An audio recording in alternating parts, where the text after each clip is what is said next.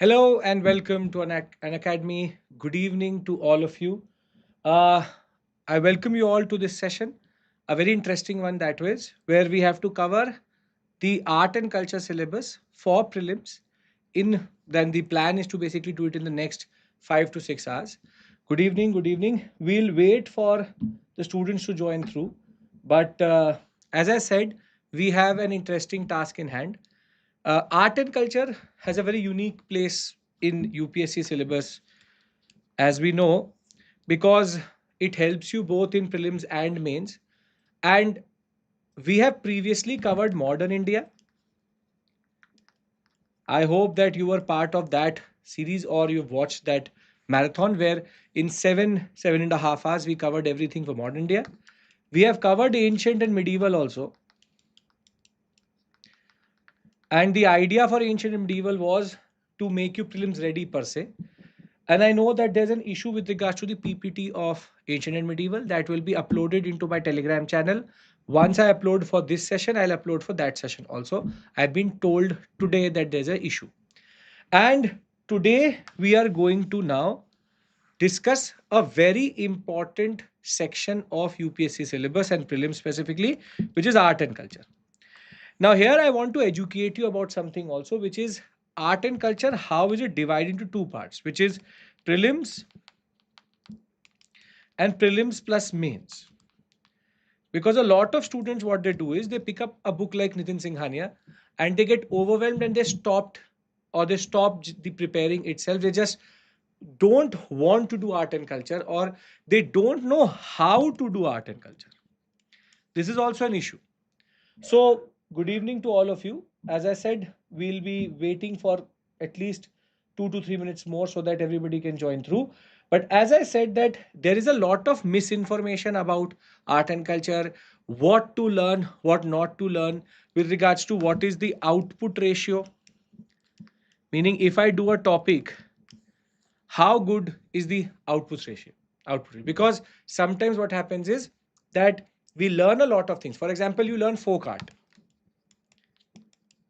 you learn folk music, you learn folk dances, and the problem is the input output ratio is not good, meaning the amount of information which you may have to learn, and then the number of questions which are coming, it makes no sense whatsoever to actually learn that much.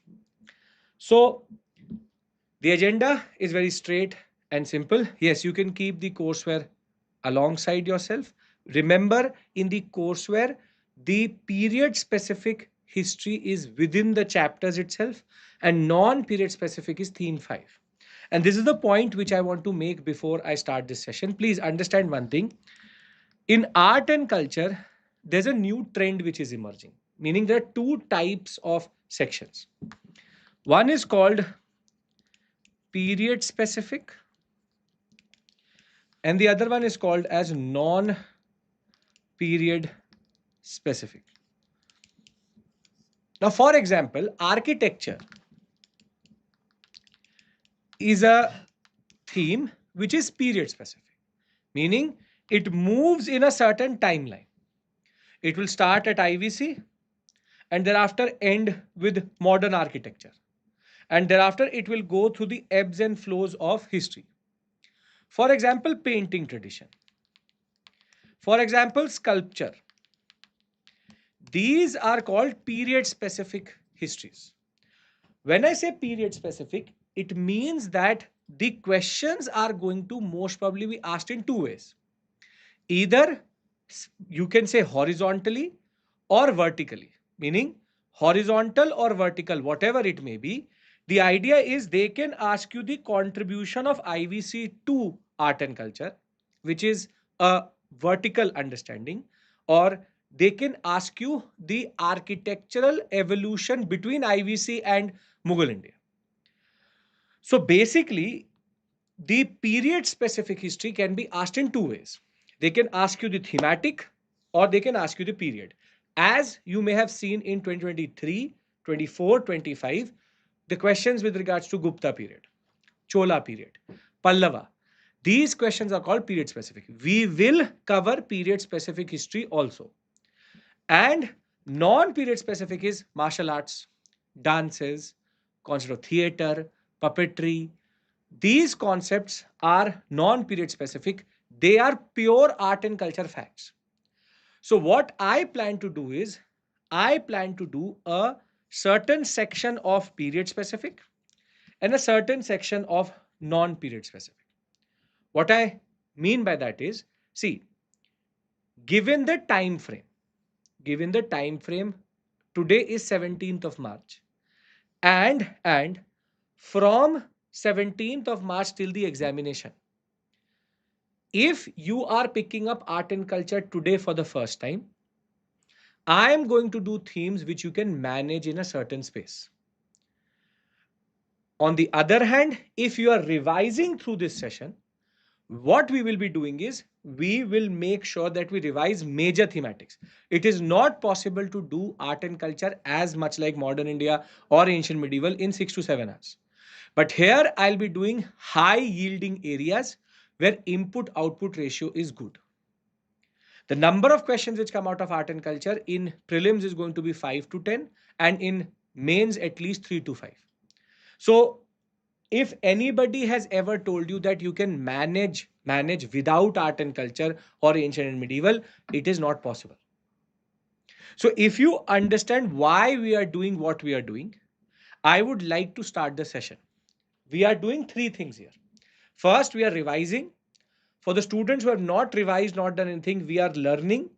And at the same point of time, we are doing thematics, which would include architecture, painting, sculpture, dances, martial arts, GI, UNESCO tangible, UNESCO intangible, foreign travelers, ancient universities, sun temples, and yeah, these are all the themes which I want to cover so that I can give you the best chance to get the 3 to 5 questions in the prelims examination with the least possible effort.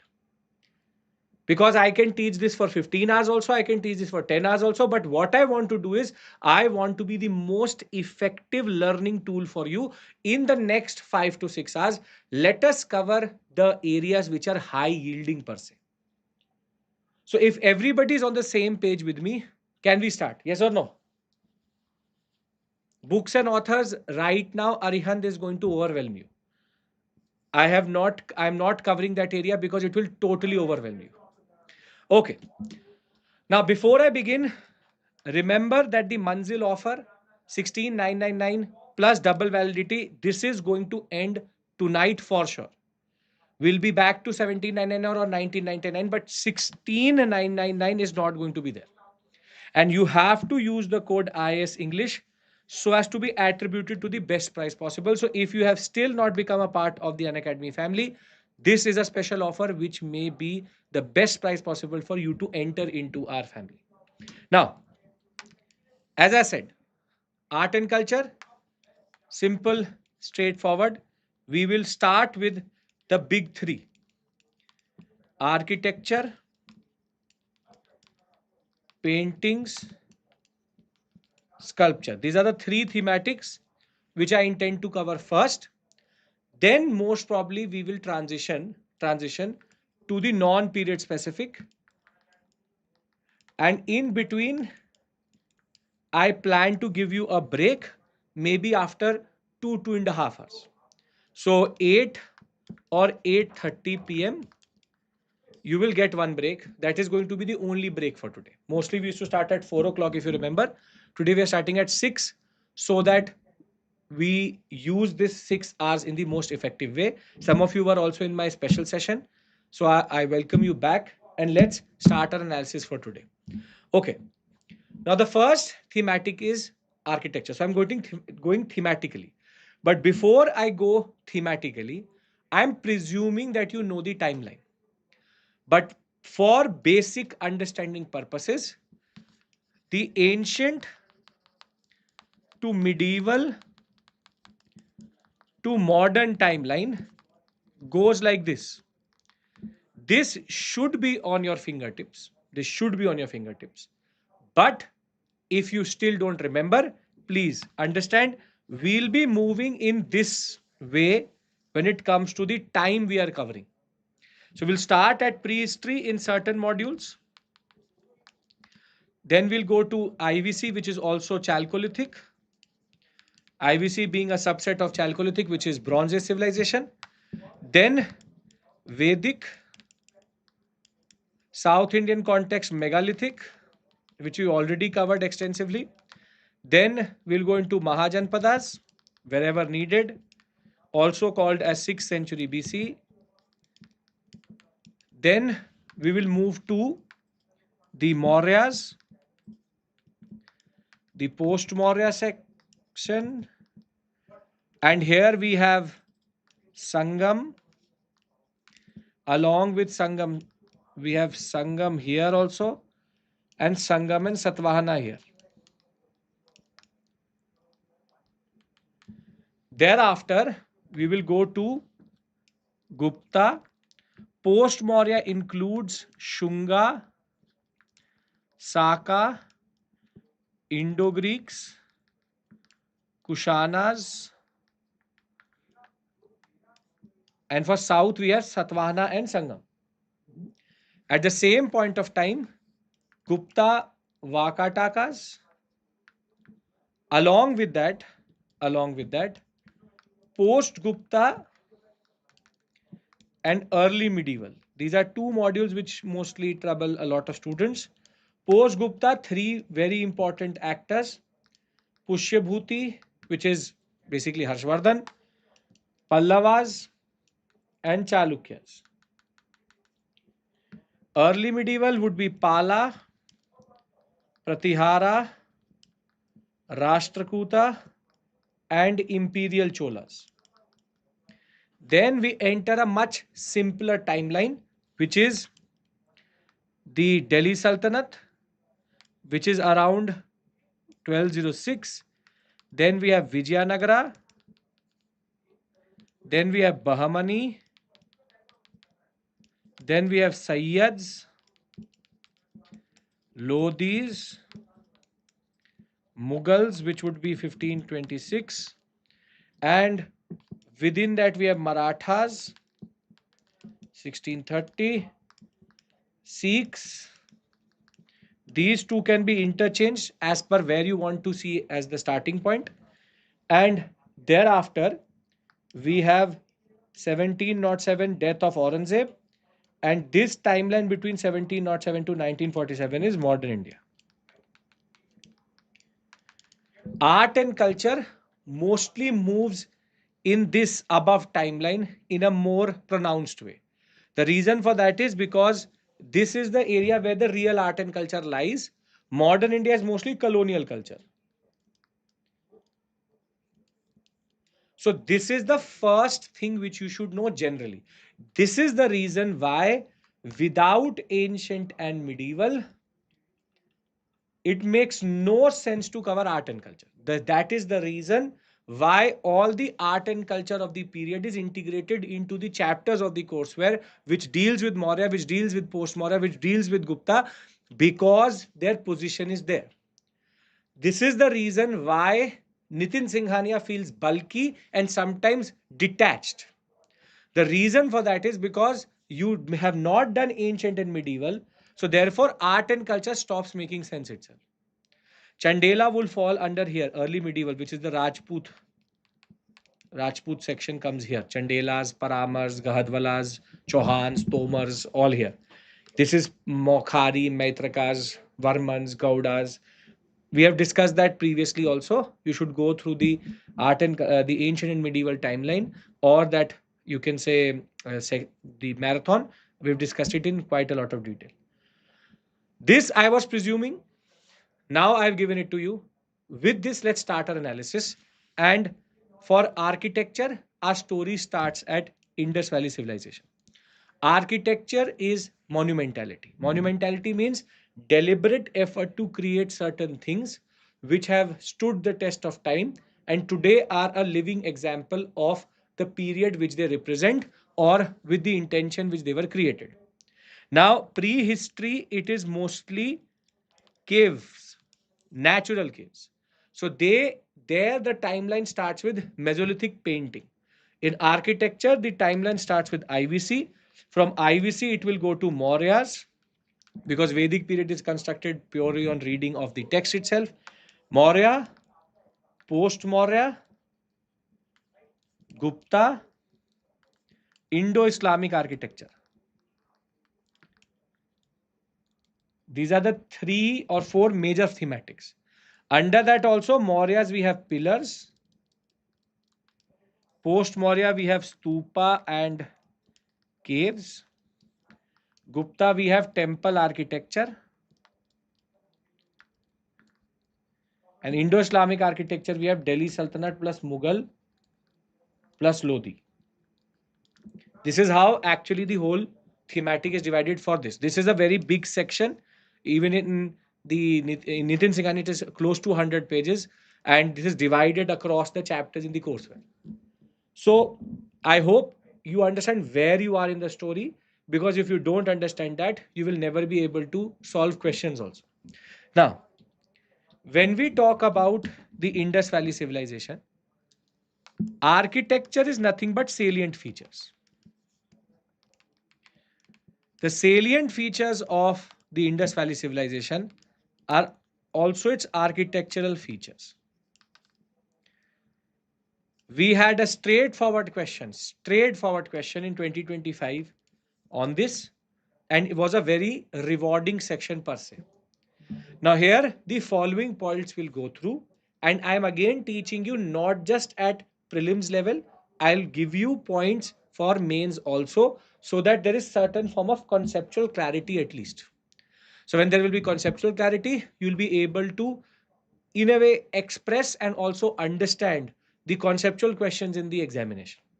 So when we talk about the salient features or architecture of IVC, we move with the following thematics. First is called as town planning. Under town planning, we have different features per se. First is citadel and lower town.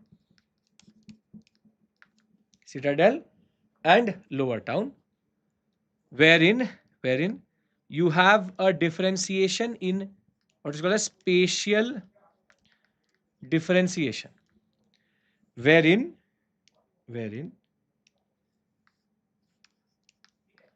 the administrative buildings or public buildings are part of the upper town, which is a complex where we found the great bath, we found granaries, we found college of priests per se, we found the assembly hall.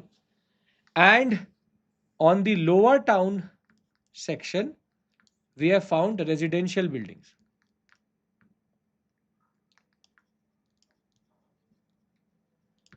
Which is basically private buildings. So we have private buildings here. So citadel lower town is called spatial differentiation, where purpose-driven administrative public buildings are on the top, and you have lower town where residential buildings are. A very interesting feature which you find in most of the sites itself. Somewhere it is fortified, somewhere it is not fortified, but it is there for sure. At the same point of time, we have what is called as grid pattern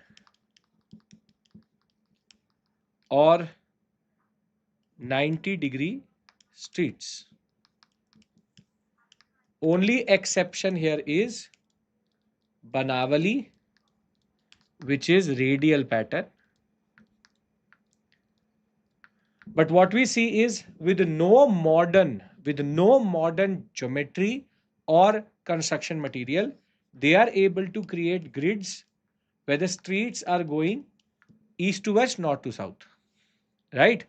And they cut each other at 90 degrees. At the same point of time, we have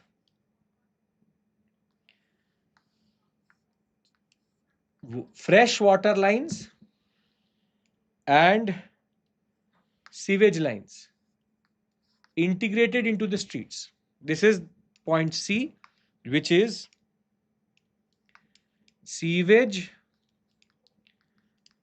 and fresh water management, wherein grey water and fresh water never mixes. At the same point of time, we have water harvesting system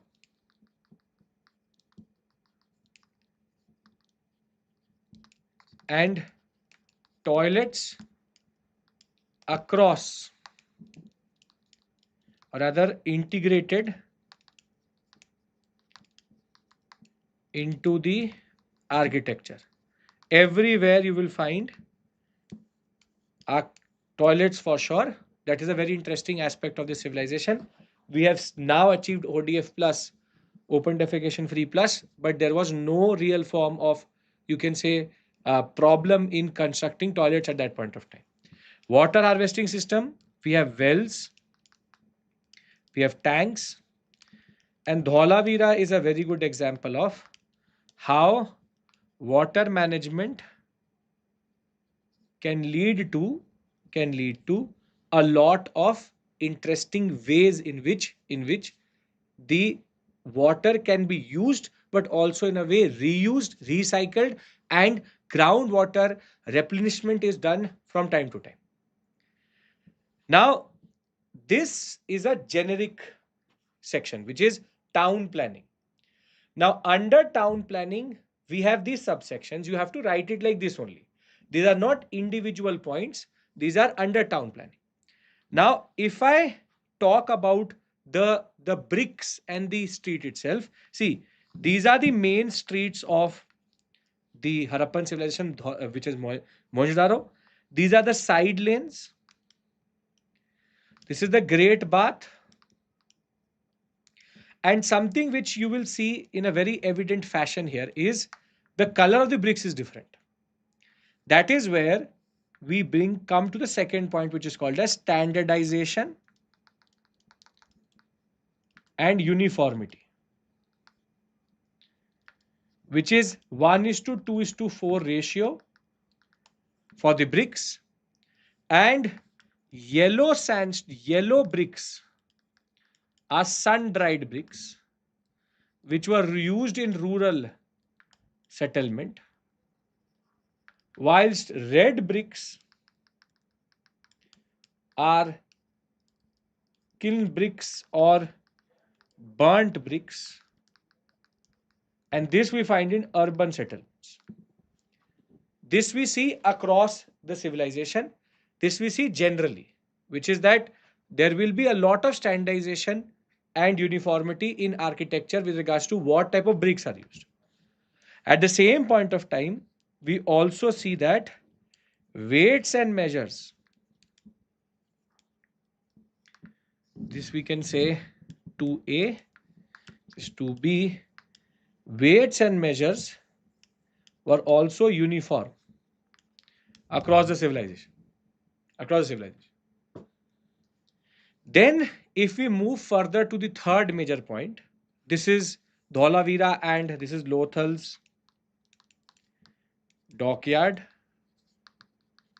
This is the reservoirs and the step wells and wells of Dholavira. The third major point is household design and planning. Here again we have very interesting points. First is no doors towards Main Street. Then no windows towards main streets. Then 1 to 2 story buildings with toilets. At the same point of time, we have central courtyard design. Central courtyard design, which is that the Angan concept is what is used we have rooms around a central courtyard. Then we also have water management, water management as part of architecture of household. Architecture of household. Water harvesting, how water was used, how they went into the drainage. Some drainages were covered, some drains were not covered, how water, the fresh water supply is coming through. All of this is integrated into the architecture. So, when we talk about the salient features of the Indus Valley Civilization, we automatically are listing the architectural features also. So here, if you can produce any of these points in the examination, 80% of them, you will get good marks because you have listed all the features of IVC. Now, anybody has any issue in understanding this much, which is architecture of IVC, any major issue per se? If not, we'll move to the next period. No issues per se? Okay, very good. Now, see, we have now covered IVC. The next period is Vedic megalithic. Megalithic, we've already covered what is called as dolomoid schist, what is called crane, pit, what we call as pit circle crane. We've discussed that. Vedic per se is not archaeological because it is a period reconstructed on the reading of the Vedic corpus, which is the 4 books. So therefore, our next major, you can say, development or monumental expression. Why Banavali was exception? Because Banavali design was different based on the geography of that section. So megalithic done, Vedic per se has no, you can say, direct bearing in that regard. So therefore, our next major architectural expression comes during the Mauryan period. Now Mauryan, there are two. First is pillar architecture. And there is a reason why I am discussing this with you, because if you don't know which period has contributed in which way, then you will start to struggle to write any period specific answer. Meaning your mind has to move in a horizontal or a vertical fashion in order to understand or write a question where the question is trying to say what is the contribution of that period. If they're saying what is the contribution of the Mauryas, you will not be able to write if your mind is not moving this horizontal and vertical fashion. So we have pillar architecture as the first thing. Second is called early stupa architecture. Early stupa architecture. These are two areas. Caves is more towards the end of the Mauryan period, but that is post Mauryan, where it is going to properly manifest itself. Cave plus stupa, and in that cave you have chaityas and viharas. Chaitya, vihara. We'll discuss this. Now, when we talk about Mauryan, post Mauryan, the first is pillar architecture.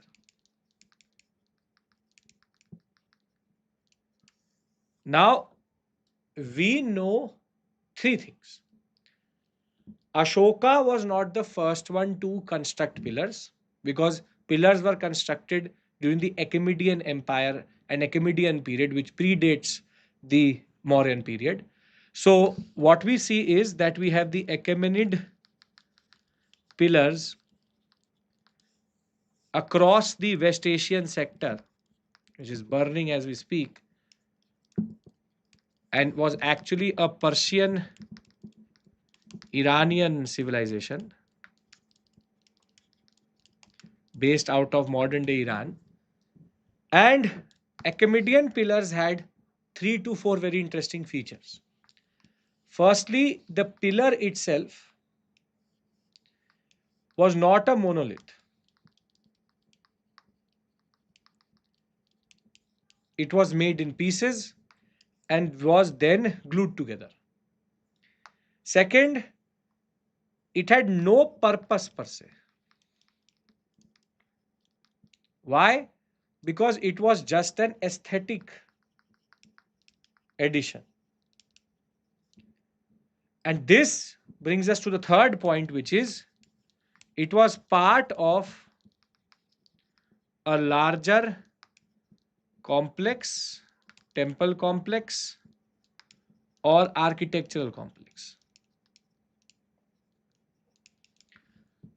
So, what we see is that in a very big, you can say, section, you have open spaces where they will put these pillars, where they put these pillars.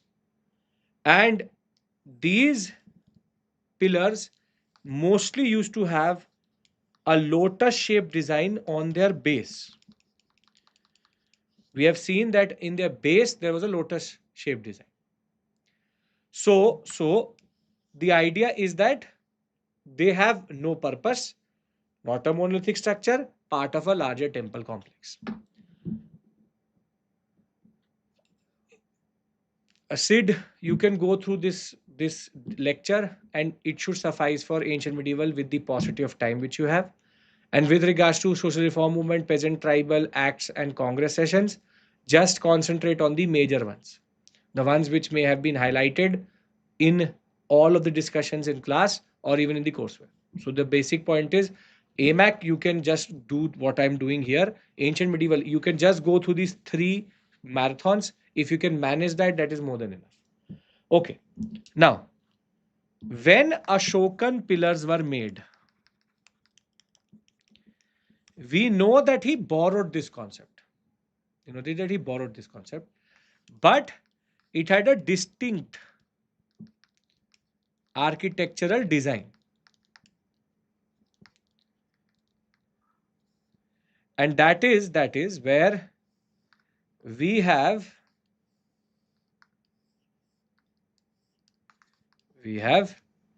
the concept of a monolithic pillar. Further, it had administrative plus, you can say, religious purpose. And more than that, there are stand-alone structures. The standalone structures. What do we mean by that? This means that these, you can say, pillars were just randomly standing at a certain space. At a certain space, they were not per se part of a very big architectural complex. Perfect, Sid. Good to hear that. Now, the idea is that standalone structures should have and will have purpose. And that is where administrative decrees plus you have dhamma, which would make it per se politico-religious, dhamma were the purpose. And at the same point of time, the monolithic nature was because of the Chunar sandstone. This sandstone was very good for carving and would not break if it is a one big column being carved into a certain pillar. Now, this is where you should know the difference between these two, which is Ashokan pillar and Achaemenid pillar. But Ashokan pillar has a specific design. And this is where we are going to go technical. Here, mostly what we see is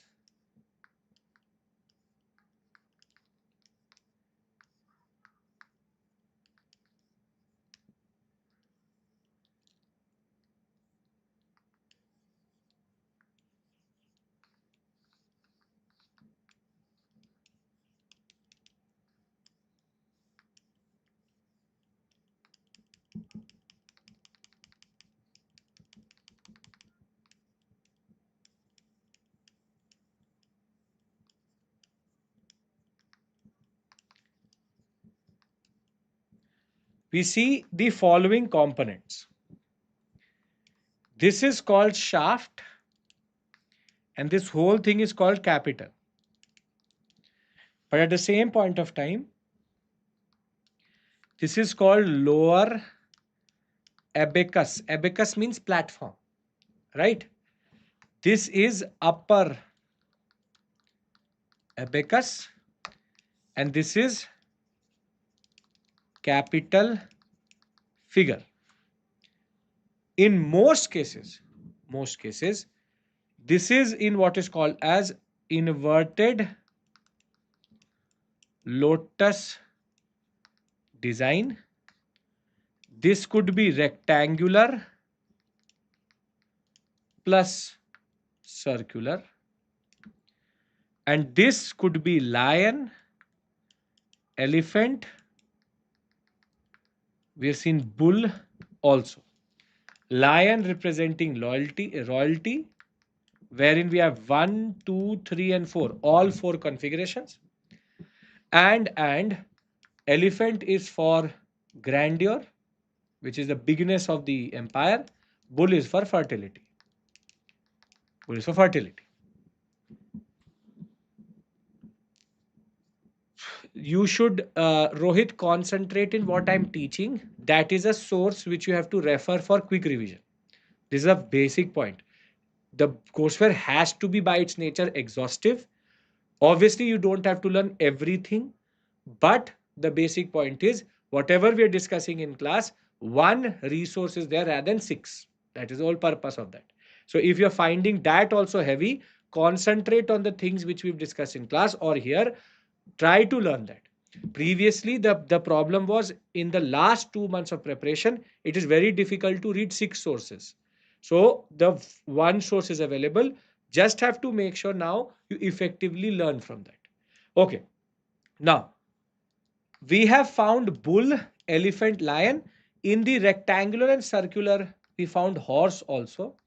But mostly capital figure used to be lion, elephant, or bull.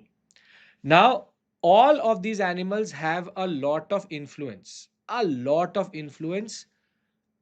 over the basic symbolism of this period. It is not just Buddhism. In Buddhism, in Jainism, in Vedic Brahmanism, all of these, you can say, animals have a lot of significance. So, horse, bull, elephant, lion. We have seen a question on symbolism in 2024. We can see it again. It is very likely that they ask you because they are now moving out of the traditional spaces into these sections. You can get a question on this also. But the point is very simple, which is Ashokan design. If they ask you basic components, 1, 2, 2A, 2B, 2C, and symbolism is very, very important. This is again something which cannot be ignored per se.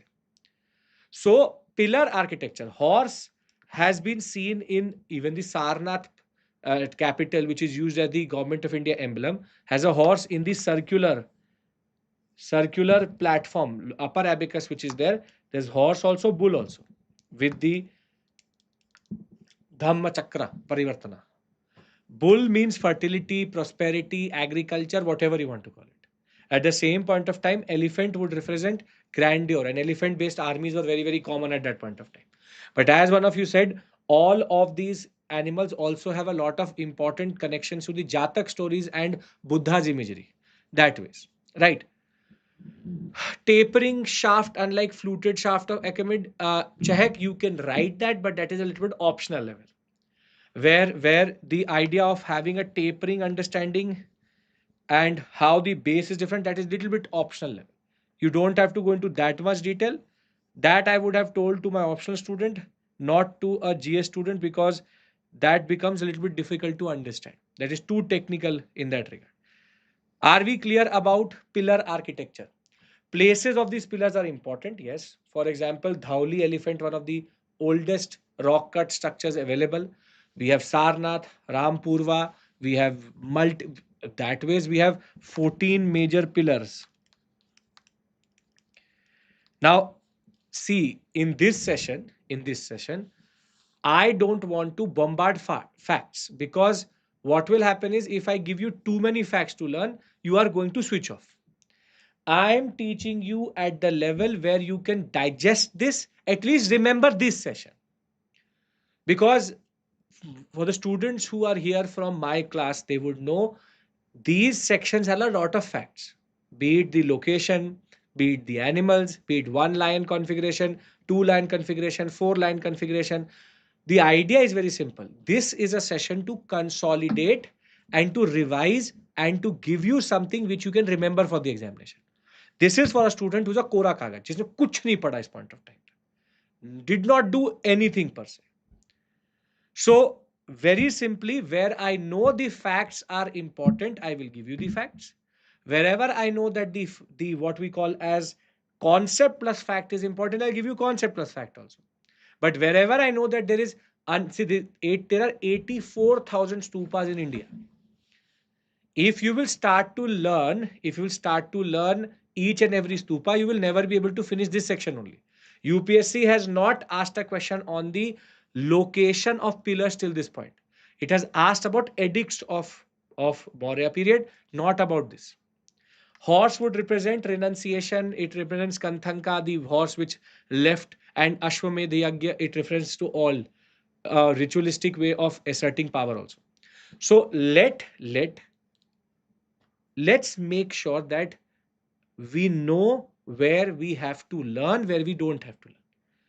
Facts चाहिए मैं दे दूंगा, कोई problem नहीं. It is very easy for me to say learn it. I'll give you each and every fact. Try to understand something. UPSC questions are conceptual more than factual. As it is, if UPSC will go and ask a question on facts, and if it does not want you to actually answer that question, it will ask you a fact which nobody knows. See, again, we are going back to the same point. This session is for revision and for understanding and for a student who has not touched art and culture, so they can learn everything. Right? Okay. Major, minor difference. Nancy, you are now mixing two things. You are mixing major rock edicts, minor rock edicts, pillar edicts with pillar architecture. That is a discussion for ancient and medieval. This is a section where we are discussing the architecture of the pillar. So again, you are now mixing two things which are per se different. Where is the location of the major, minor, and what we call as pillar edicts? We've discussed previously. We've discussed it in ancient and medieval. I am discussing the structure of the pillar, so that if they ask you a question wherein there are statement-based questions about Achaemenian pillar and Ashokan pillar, you will then not get confused. Can I move on to the next section?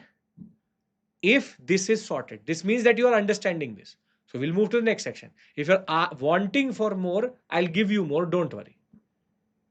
Can we move to the next section, which is more important? Two questions have come previously in mains and prelims both. Yes. Okay. Now, early Mauryan period, we see what we call as pillar, major edicts, minor edicts. But by the time we come to Ashoka, Dashrath, Brihadarath period, that period after Ashoka, Buddhism now starts to dominate architecture. And it will manifest itself in two ways: stupa and caves. Stupa and caves. Now, stupa is a very interesting concept. Stupa represents a burial mound. Conceptually, as a symbol of death, as a symbol of death of an enlightened person, stupa concept is not exclusive to Buddhism. It can be seen in Jainism also. It can be seen in Vedic Brahmanism also. And UPSC once had asked this question, that the concept of stupa, is it only in Buddhism? No. But the way we see stupas today, The way stupa was created, that is very specific to Buddhism, a very unique structure which came into existence because of Buddhist influence. Megalithics are not per se stupas, but yes, represents a similar pattern of understanding of burial mounds. So, stupa's origin as an understanding concept and a representation of burial mound is not specific to Buddhism, but its implementation and its architecture is very specific to Buddhism as we remember it. But stupas have two purposes also. The first purpose of a stupa is that it is basically a pilgrimage site, a site where initially Buddha's relics were there. What do I mean by relic? Things which were touched, used by Buddha, and were then in a way enshrined into the stupa. But because there was a limited number of things which Buddha would have touched, initial stupas had relics. Later, it was presumed that a stupa has a relic, but it did not have relics inside it, meaning symbolic significance of relic based understanding was something which was enshrined in the stupa understanding. Meaning, maybe for the first 100, 200, 300 stupas, all of them, for example, P Parva, had relics inside it. But once the relics were gone, it became a symbolic expression, but it is presumed, it is seen as a way that there is a relic inside the stupa, that is why it is holy. So the Buddha relic concept in turn leads to us to understand that it is a pilgrimage site, it is a holy site, it is a site where the different Buddhist monks would go and pay homage to Buddha. However, stupas had one more purpose and a bigger purpose and a larger purpose in that regard within the Buddhist story. And that is where they were basically trying to propagate also. Unlike pilgrimage sites of Vedic Brahmanism, Hinduism, Puranic Hinduism, the pilgrimage site was not obscure or was not on a very difficult terrain, meaning it was not tucked inside a glacier or it is on a very, very high mountain or it has a certain aspect of, you can say, penance or pilgrimage aspect has an understanding of purification. Because if you are going to go to Kedarnath, Badrinath, if you are going to go to very difficult pilgrimage sites, there's a certain process to it. You are going through a certain process which leads to self purification, finding yourself. On the other hand, all stupas were mostly placed on what is called as major trade routes.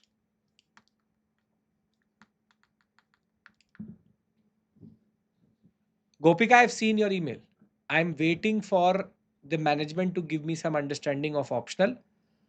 I would love to help you. I'll reply to you. Don't worry. I've got the email from Chetan sir also. Don't worry about it.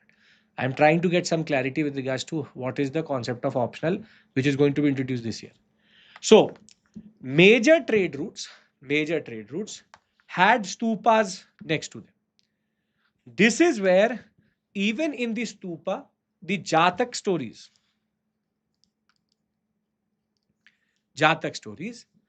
were actually enshrined. Basically, if you're going to a stupa and you don't know who Buddha is, in the railings and in the Torana, which is basically the gate, the whole story of Buddha was given. Strategic purpose being that, okay, if you don't know who this man is, you should know who this man is. And because the biggest constituency of Buddhism was the merchants and the traders, it was always on the major trade routes where previous lives of Buddha, Jatak stories, his enlightenment path, Ashtang Marg, all were represented. So this has come as a mains question previously and again can be asked with regards to what is the purpose of a stupa. Now, the next thing which we have to understand is structure of stupa. What is the structure of a stupa? Now, here lies the real understanding, marks, and the questions which are going to come through. See, a stupa, the first thing which you will ever always see around a stupa, if it has not been vandalized over a period of time, are two components. One is called as upcoming generations also, and that generation also. This is called as a torana.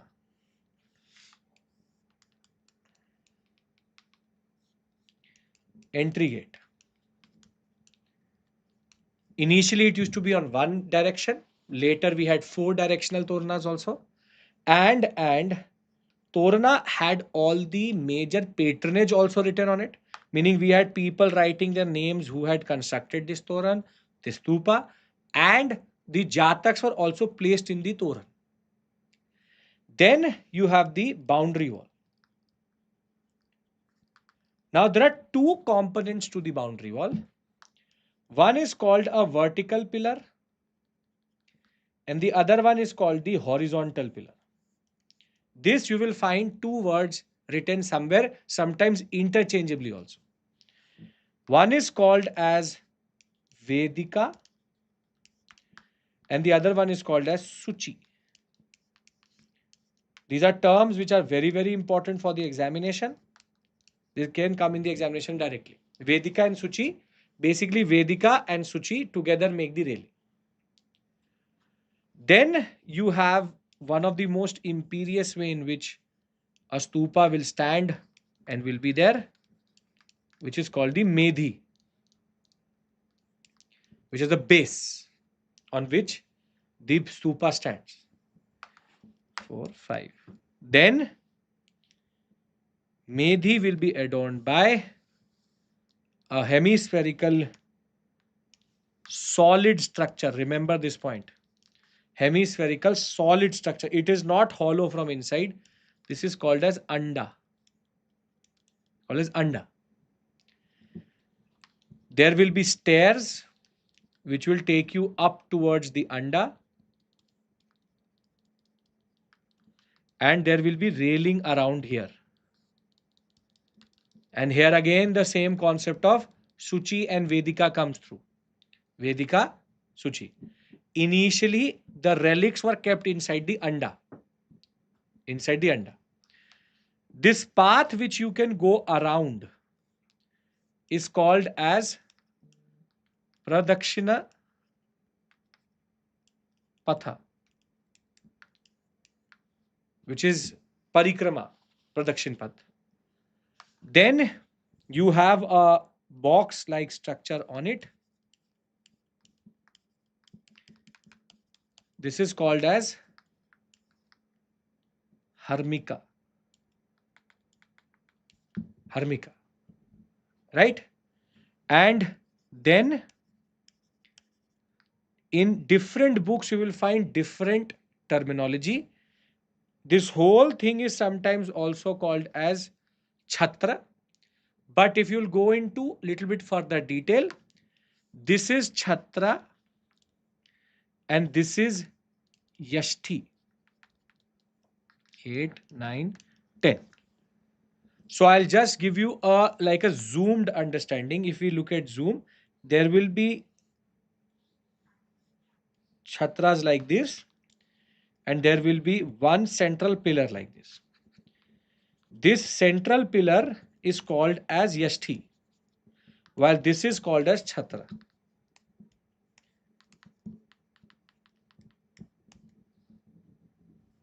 Right? Now, this is basically the 10 terms. These are the 10 terms which you should remember, should know over and above any other term you have learned. There is no dearth of terms, but these are the 10 terms which you should know irrespective of anything. Torana, Suchi, Vedika, Pradakshin Path, Medhi, Anda, Harmika, Yashti, Chhatra. To show you this in Sanchi, this is Sanchi Stupa. The first set of stupas which were there, Sanchi Stupa. See, what you see here is the Jatak stories actually being represented on the Toran. This is Torana. If you see here, it has now been destroyed, but there used to be a small boundary wall here. Small boundary wall here, one of the oldest created by Ashoka in Sanchi. Then this is the, you can say, stairs going up. This is Medhi. This is Anda. This is Harmika. This whole thing is also called Chhatra, but sometimes also called Chhasti and Chhatra. And the Pradakshin Path is here. See, and this pillar is Vedika. This pillar is Suchi. And the way in which these stupas were decorated, they were very strategically placed to tell the story of Buddha. Story of Buddha. So, do we understand the basic structure? Now, I'll tell you one thing for the purpose of the examination. If you are going to write answers, see, you are obviously can't be Michelangelo or Da Vinci in the examination. Use workable solutions for the two things which I've taught you till this point. This is the way in which you make it in the examination. Shaft, lower abacus, upper abacus, capital, and just make a hashtag, link it like this, make a box, make a hemisphere, then you look like this, and you're done. You are done. Simple, straightforward. This can be added into any mains answer in the paper in the right hand side so as to get marks. Idea of stupa is predates Buddhism, but its design as you know it and you see it is Buddhist. This is where you have to see the wording of the question, right? So we have pillar, stupa. Can we move to the next section? Yes sir, no sir. Yes sir. Okay, now the okay, before we move to the next set, 4 stupas are very, very important. Please remember this. One is called as Bharhut stupa. Then you have Dhemek stupa. Then you have Sanchi stupa. And then you have Amaravati stupa. Irrespective of whatever list you have learned, this is very, very important. Bharhut stupa does not exist in its true form today. Only the capital figure and the railings are in Calcutta Museum because it was vandalized. Here we see Yaksha, Yakshi, Naga, Nagi, which is regional cults getting integrated into Buddhist imagery, which gets very well represented in the Bharhut stupa. Dhemek stupa is an exception. This is the Sarnath stupa. We've discussed this in current affairs. We discussed this in the marathons for current affairs, where we know that it is a cylindrical stupa. It is not a hemispherical. Sanchi stupa, as you see here, oldest Ashoka's construction.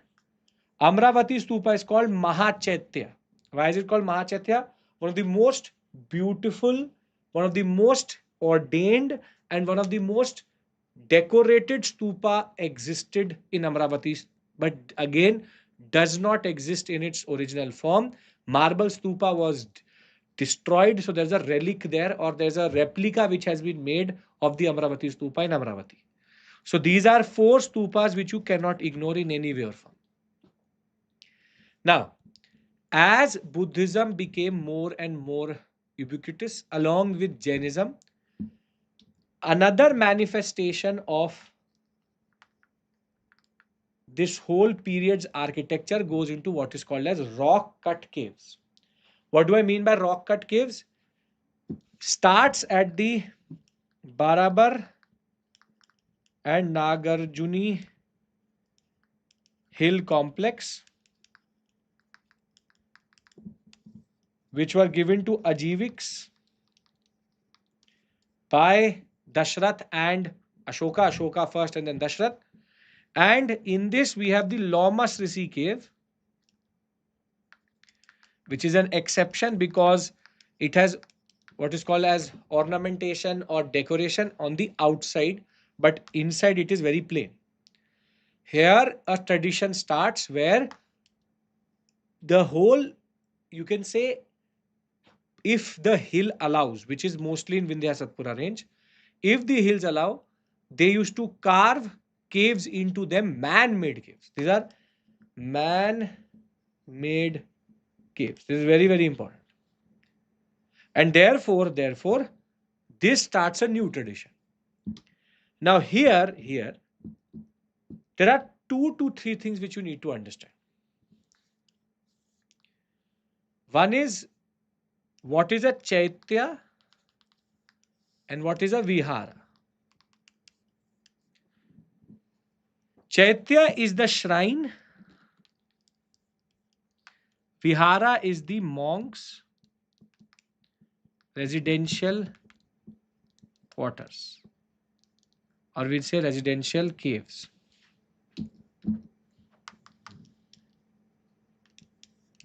Basically, they used to live in viharas. At the same point of time, shrine where they used to do meditation. These 2 words are very, very important generally. Now, Chaitya Vihara, there can be differentiation. Meaning, Chaityas can have stupa at the end. They can have Buddha's imagery also inside them. This would rely on, or this would be based on, if it is a Mahayanic cave, if it is a Hinayanic cave. If it is a Mahayanic cave, you will find Buddhist imagery. If it's a Hinayanic cave, you will find stupa as a way of symbol of Buddha. Viharas are not that complicated. They could be attached to the Chaityas or could be separate also. Now, one of the biggest and one of the most celebrated Chaitya Vihara complex in the world is Ajanta and Ellora. Ajanta is purely Buddhist, while Ellora is Buddhism plus Jainism plus Brahmanism, or Vedic Brahmanism as it's called. All 3 religions. And in the concept of the what we call as different caves, this Venn diagram should be enough. This Venn diagram should be enough to understand. See, if this is Buddhism, this is Jainism, and this is Hinduism, Ellora sits here. There is no site where, or no cave complex where Buddhism and Jainism are together, other than having it in Ellora where Brahmanism is also there. In the most interesting space, we have most of the sites Buddhist, be it the Bagh caves, be it the Nasik caves, or also called as Pandavleni caves. We have Karle, we have the Ajanta, and the list here is very long. In Udaygiri Khanderi caves, we have intersection, which is, this is not the Udaygiri as you know it.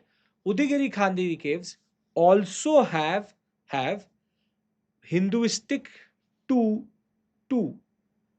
caves are Hinduistic. three caves are Buddhist. Jain, rather. Jain. Here we have Setan Vansal, which are Jain. Now for the students, Badami goes here. I have discussed this in class.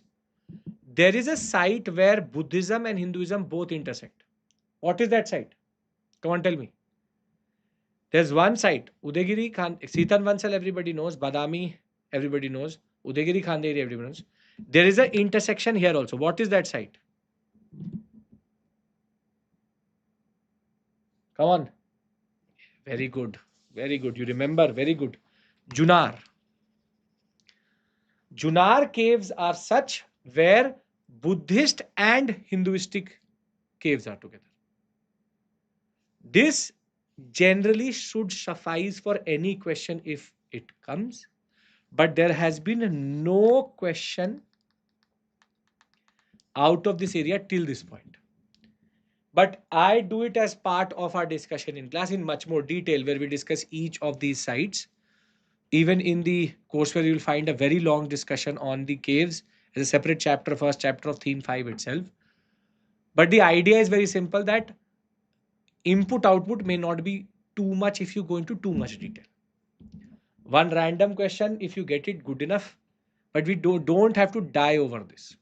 Don't have to die over this, because it will become too much detail for you. Now, we have finished the IVC section, Maurya, post-Maurya. If you allow me to now move forward, we'll go into Gupta temple architecture. Anybody has any issue here? You can add Elephanta here. Yes, yes. Elephanta caves here. You can add Udaygiri here also. Udaygiri in MP. Can we move to this section? Gupta period. Sure, sir. Okay. Now, see, the Gupta period, as we have discussed previously, is the period of the rise of Puranic Hinduism.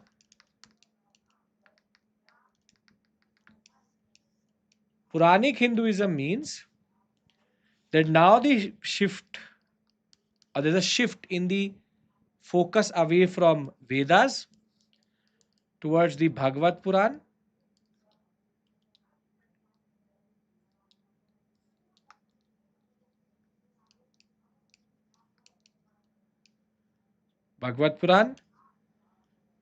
and that is why it is also called as Bhagavatism. Now, with the rise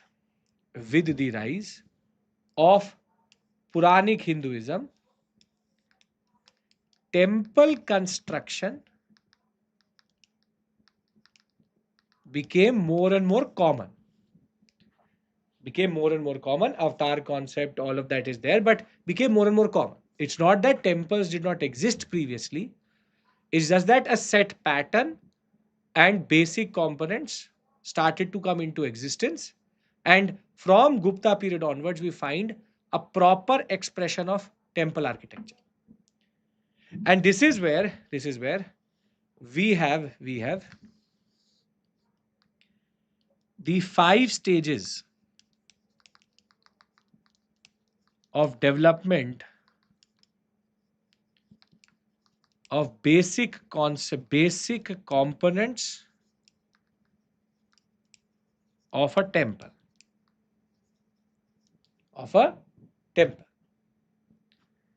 And this is where we have the 5 stages, which we'll come to. First, I want to explain to you what are the basic components of a temple. See, the first basic component is called the Garbhagriha. This I have done previously with you also, so you may have a memory for this. Over the Garbhagriha, you have the Shikhar. Then you have what is called as an Amlaka. and then you have a topping element which is called a kalsa. Then we have a pillared hall which is called as mandapa,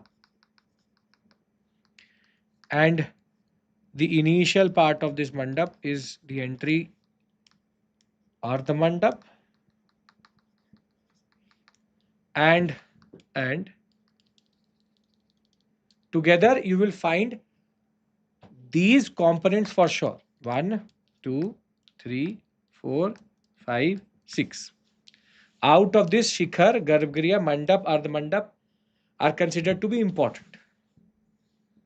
But there's a way in which this got into certain focus along with a raised platform on which this whole temple would be there. Raised platform in which this whole temple would be. Now, because we're talking about generic, we will not use the word pitha or jagati. That will be only used for Nagara style or Vesara style, not for a generic temple. Now, in the first stage of temple construction, we saw the Garbhagriha,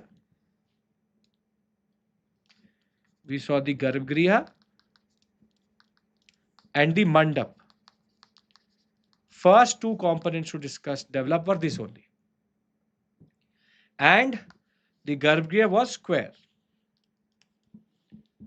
Later, in the second stage, we see a raised platform plus Garbhagriha plus mandap. In the third stage, we see two very important components developing, the most important stage, which is shikhara, raised platform, Garbhagriha, mandap already there. And with the addition of shikhar, we also had what is called as Panchayatan. What does Panchayatan mean? Panchayatan means, just to show it to you, a subsidiary shrine concept. One central shrine with subsidiary shrines. More than one Garbhagriha means Panchayatan design. More than one Garbhagriha means Panchayatan design. Panchayatan basically means there are multiple Garbhagrias. Does not always mean 5, can be 4, can be 2, can be 1 also. Like 1 to is generally there, 2, 3, 4. More than 1 it is simply Panchayatan. Then in the fourth stage what we see is, we see a rectangular Garbhagriha, and in the fifth we see circular Garbhagriha. So at temple number 17 in Sanchi we find phase 1. In Parvati temple and Nachna Kurtana we see stage 2. At the Deoghar temple and Durga temple at Ayol we see stage 3. At Tir temple in Sholapur we see stage 4, and Maniyar Mutt in Rajgir we see stage 5. This is important, should know the examples. Simple, straightforward way of putting this would be 1, 2, 3, 4, 5. Components are Garbhagriha, we have shikhar, we have mandapa, we have Panchayatan, and we have a raised platform, and we have design. So in first stage we have Garbhagriha, do not have shikhar, have mandap, don't have Panchayatan, don't have and square. Then in second stage we have Garbhagriha, we have mandap, no shikhar. Then we have no Panchayatan but raised platform, square. Then we have Garbhagriha, shikhar, mandap, Panchayatan, raised platform, square. And then we have all of these features rectangular, and this all the features circular. This is the best way of remembering this. If you struggle to remember this generally, this is how to go about. Anybody has any issue here? Because then we'll go into individual styles. No? Okay. Now, generic features, how they come into existence with Pradakshin Path, which is to go around it, Sandhara style, without Pradakshin Path around the Garbhagriha, Nirandara style, and you can access it from any side. It is called Sarvotobhadra style.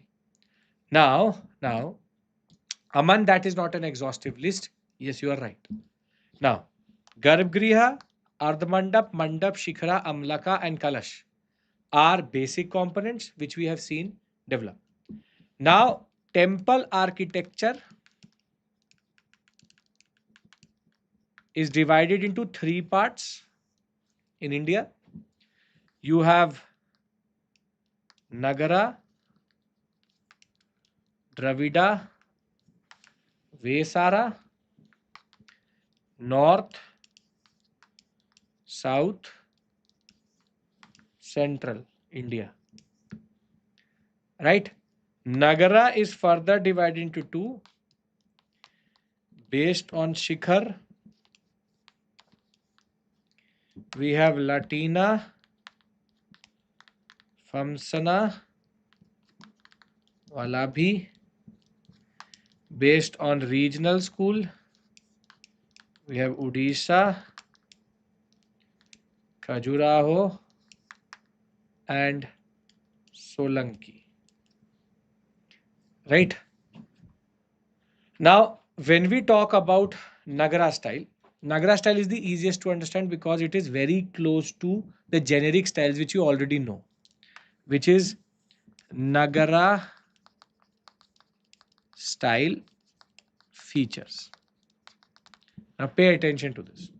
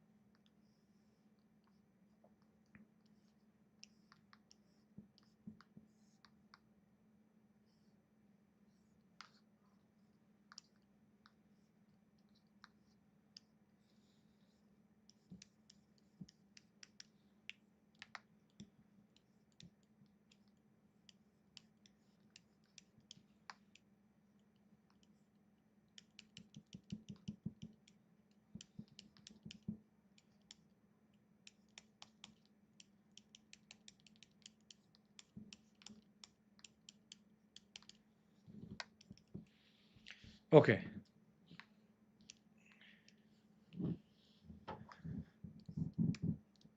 Garbhagriha, Shikhara, Amlaka, Kalash,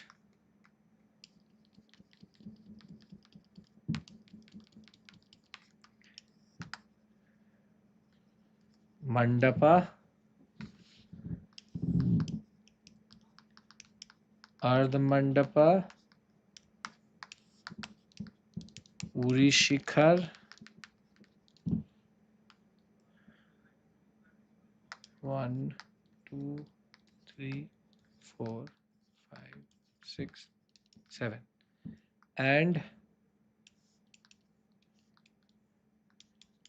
Pitha or Jagati, which is number 8. So these are the basic 8 components. If I want to add one more, which is the place where Garbhagriha meets Mandap,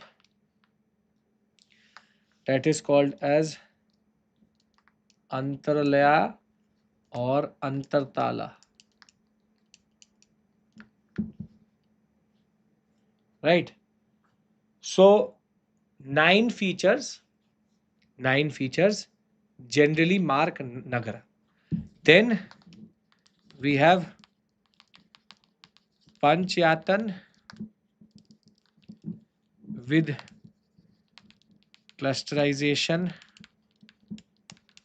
of shikhars, wherein the shikhars will always be clustered together, and the main deity under tallest shikhar. 11, equally important, which is very welcoming imagery, Yamuna Ganga imagery in the temple. Then there are certain things which are not there. No boundary wall, no gate, entry gate, no water tank. No water tank. I think these 14 things should not be very difficult to understand or learn generally, because they're mostly next to freshwater resources. They don't have a water tank, mostly next to rivers. So Nagara features are this. Now, Shikhar, Garbhagriha, Pitha, Amlaka, Kalash, Panchayatan. See, this is what we discussed. Garbhagriha, Kalash, Amlak, Shikhar, Uri Shikhar, Antrala, Mahamandap, which is the biggest mandap, Mandapa, Ardha Mandapa. Production path is the way you go inside and you can go around it. Jagati, sometimes they also have basements, but we don't really take this as a generic feature because not all of them have it. Right? This is what we discussed. Now, the Nagara style can be further divided into three types of shikhar. One where you have a square base. You have a square base. It's called Latina or Rekha Prasada, which is very curvilinear.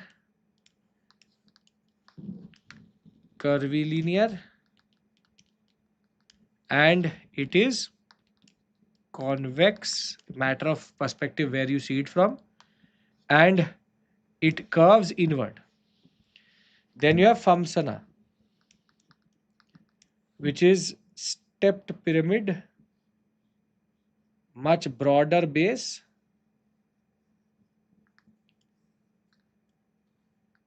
broad base. It is concave. And then we have Valabhi. Valabhi is when the, you can't see this behind me, when the base is rectangular. When it is rectangular, what you get is a vaulted chamber.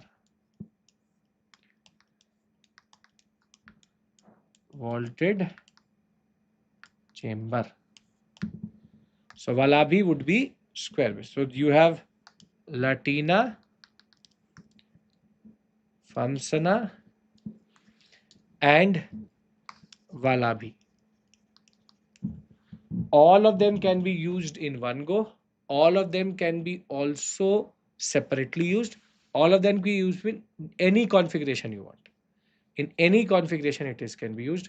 It's not that it has specific understanding. Then when we talk about regional schools,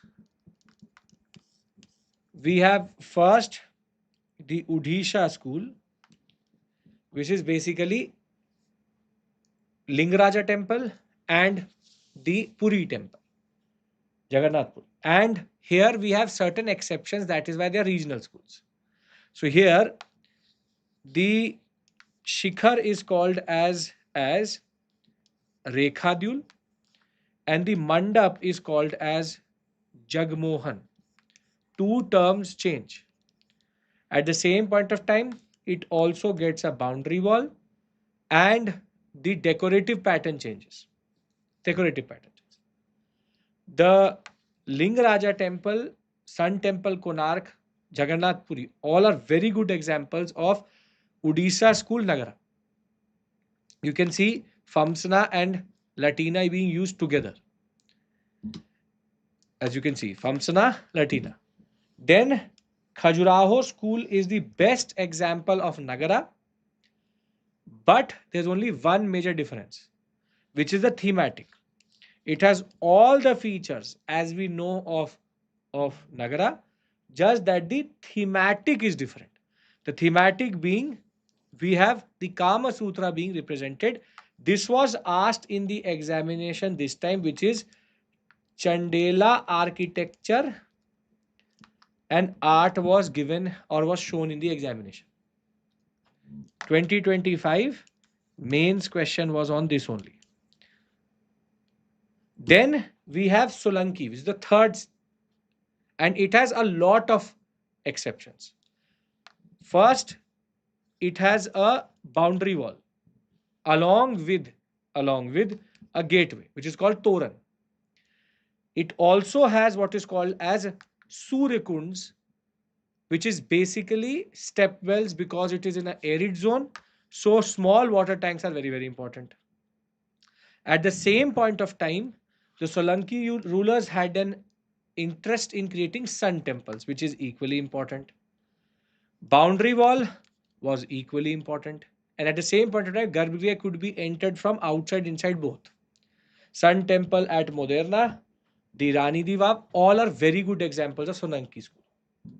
So here you would need to know the exceptions. Here you will need to know the exceptions, how these step wells are made, how there's a separate design, how they have a torana for entering, how they have very different type of carving and decorative pattern. This completes your Nagara. Nagara has the most amount of, you can say, variations. Most amount of variations are in Nagara only. When we talk about Dravida is less complicated. The reason for that is because here there is no regional variation per se. Now let's try to understand the Dravida features. Everybody is on the same page with me till this point? No issues whatsoever?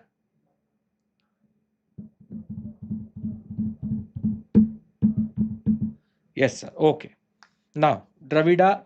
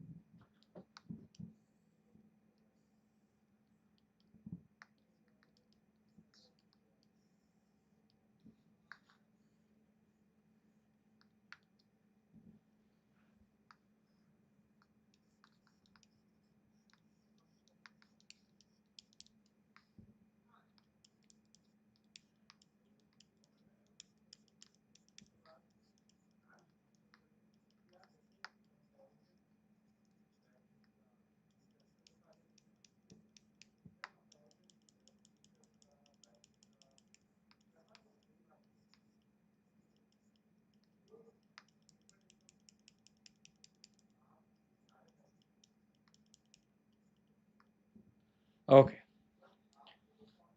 We have differentiation in terminology. Gopuram, entry gate. We have boundary wall. We have water tank. Then here mandap remains the same. Ardh mandap, no raised platform per se. Garbhagriha, Vimana, Shikhar. So now the terminology of the Shikhar and Vimana changes, right? Then we have 4, 5, 6, 7, 8, and you may also have what is called as pillared halls, parakarams, or prakarams, right? Vimana Shikhar Mandap. Okay, huh? Okay, now 10 Panchayatan, but without clusterization, and DT, main DT under smallest Vimana. And we have no welcoming imagery, rather we have fierce imagery with Dwar Pals Yali. So if we look at the components here, again we have standard 11 things. Standard 11 things. This again needs to be remembered for the examination. Now the origin of Dravida style goes to the Pallava period,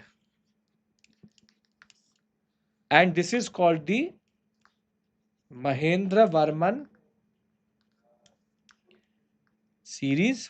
Mahendra Varman series is one in which these are called as mandap, basically rock cut temples. Rock cut temples. Then we have the Narsimha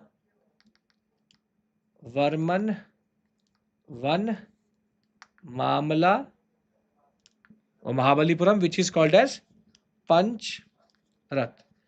They realize in Pancharath that you can't really make big temples out of one rock in the geography they are in. Monolithic temples are not possible because they will start to crack. And two of these Raths did. And that is where we reach Narsimha Varman to Rajsimha series, which is the Shore Temple. Shore Temple is the starting point of what is called as the most important understanding of Dravida, early Dravida. And then you get these Dravida style temples later, where Chola period was the one in which it will reach to its zenith. Chola period, it will reach to its zenith because of monumental Vimans and monumental Gopurams and very intricate carvings. So we have Gopuram, Vimana, and the monumentality of the Chola period can be seen in Brideshwara temple or in Gangaikonda Cholapuram temple. You can see it very evidently in these things. Now, the last which we have to discuss is Vesara style, which is hybrid style. And hybridization comes through at the most interesting places itself, which is Kailashnath temple in Ellora. This is a rock cut temple, and here what we will see is components are Nagara, but decorative pattern is Dravida, which in turn produces a hybridized style, which is called as Vesara. But the best example, as we have previously discussed in current affairs, of Vesara style is Hoysaleshwara temple, Hoysaleshwara style, which is known for its stellate plan,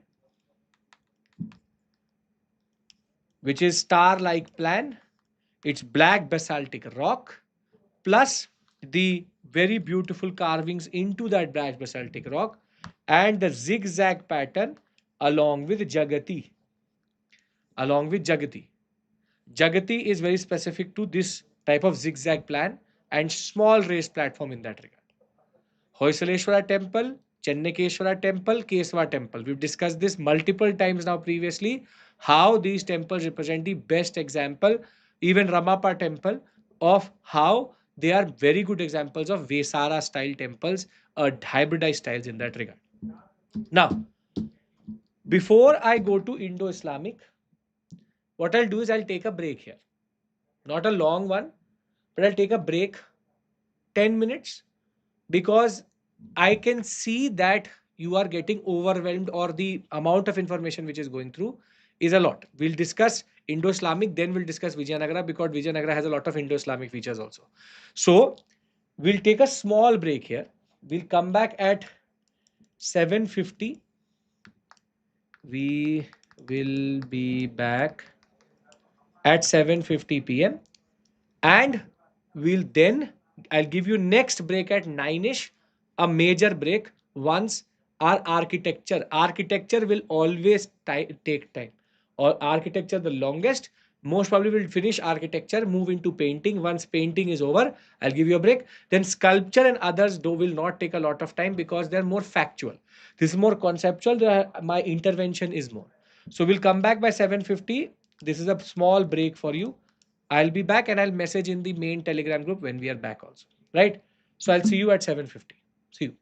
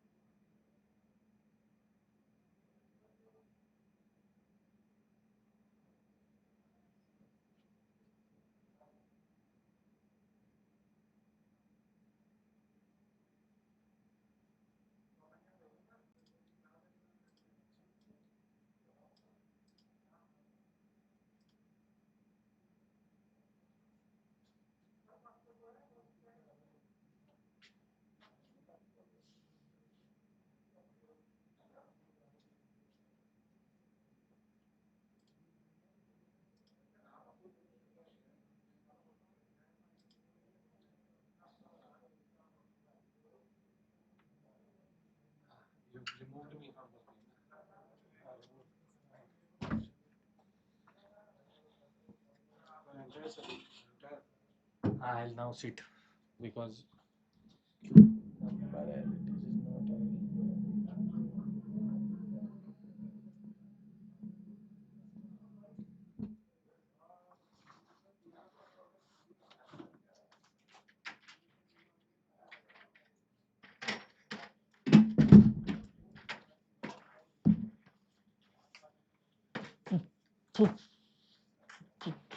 you may have to remove this box like last time.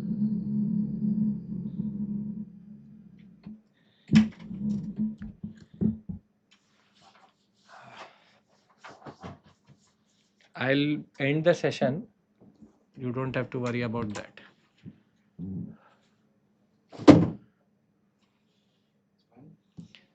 मेरे लिए perfectly fine.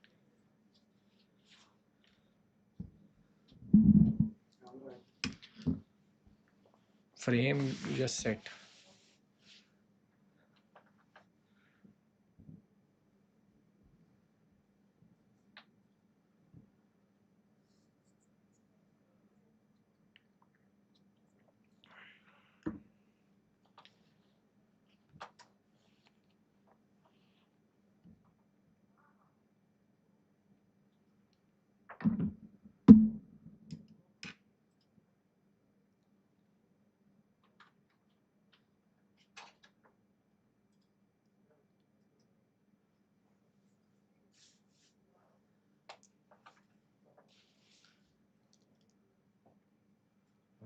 I'll be right this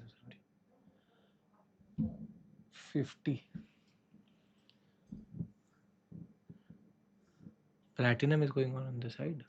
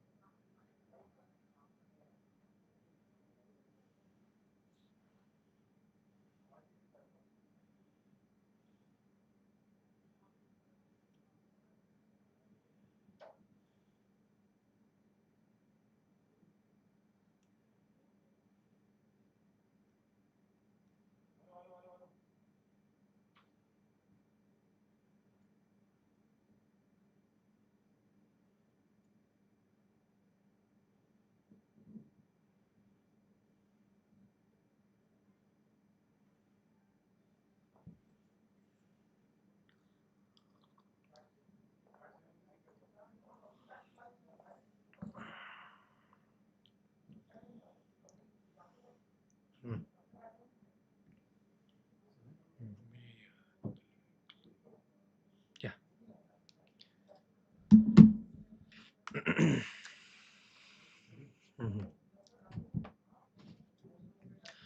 Okay, welcome back. Something is going on in the chat. We'll take our discussion on architecture forward. Can you go up? Science Kingdom. Okay, something is happening. Okay. So what we have understood till this point is we've discussed architecture. Within architecture, we started at IVC. From IVC, we moved to Mauryas. From Mauryas to post-Maurya. And from there to Gupta. So basically, our ancient India timeline is done. Anybody has any issue till this point? I would want an assertion from you that you are finding it difficult or it is difficult generally. No, sir. Yes, sir. No, sir. Okay. Now, when we talk about Indo-Islamic architecture, we have two components in this. One is Delhi Sultanate plus Lodhis plus Mughals, and then temple architecture plus Indo-Islamic gives you Vijayanagara architecture, as we'll discuss in its salience features, Vijayanagara architecture, right? So therefore, now when we talk about Indo-Islamic architecture, a very important subsection is there. Now, Delhi Sultanate architecture can be divided into 4 phases. This is the way you are going to write in the examination also. Generally very important. Phase 1, phase 2, phase 3, and phase 4. Now, phase 1 is called reuse phase. Phase 2 is, and this is mostly Kutubuddin Aibak.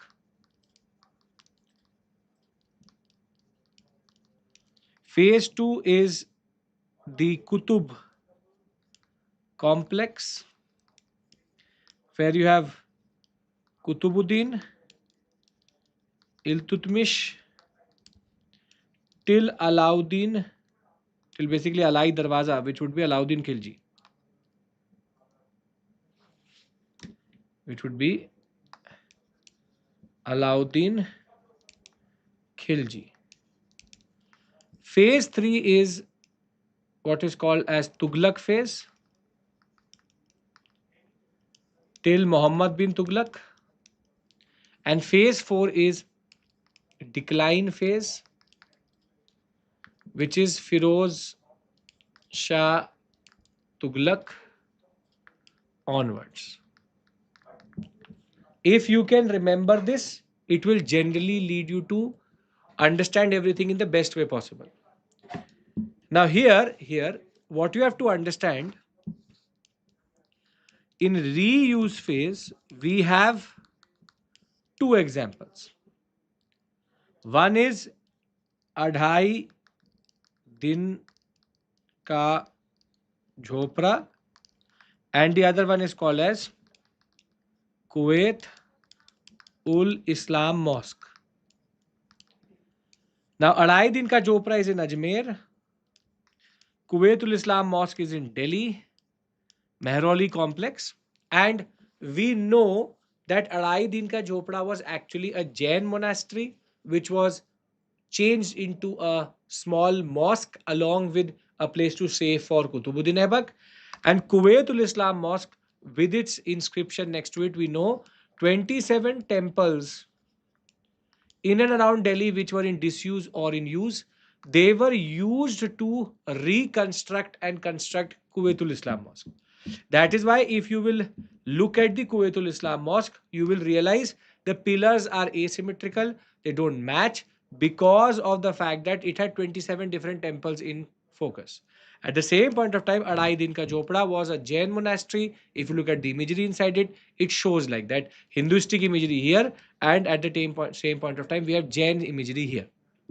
Now, the most important phase is phase 2, because a lot of questions ask what was the contribution of the Delhi Sultans to the architectural history of India. This is a very realistic question which can come in the examination. Now, in order to tackle that, you have to understand the major developments in phase 2, which is inaugurated by the Qutub Minar and with Iltutmish coming into context. We have what is called as true arch, true dome, limestone mortar, the concept of the beam, not beam, but we'll say trebated structures replaced by accurate structures, arabesque, and together these four components will be very, very critical for Indo-Islamic architecture. The reason for that is very simple. See, arch and dome was known in India. It was known in the Vijayanagara period also. It was known in the, you can say, pre Delhi Sultanate period also. It was known to our architects, but scientific arch and dome was not known. What do you mean by scientific arch and dome?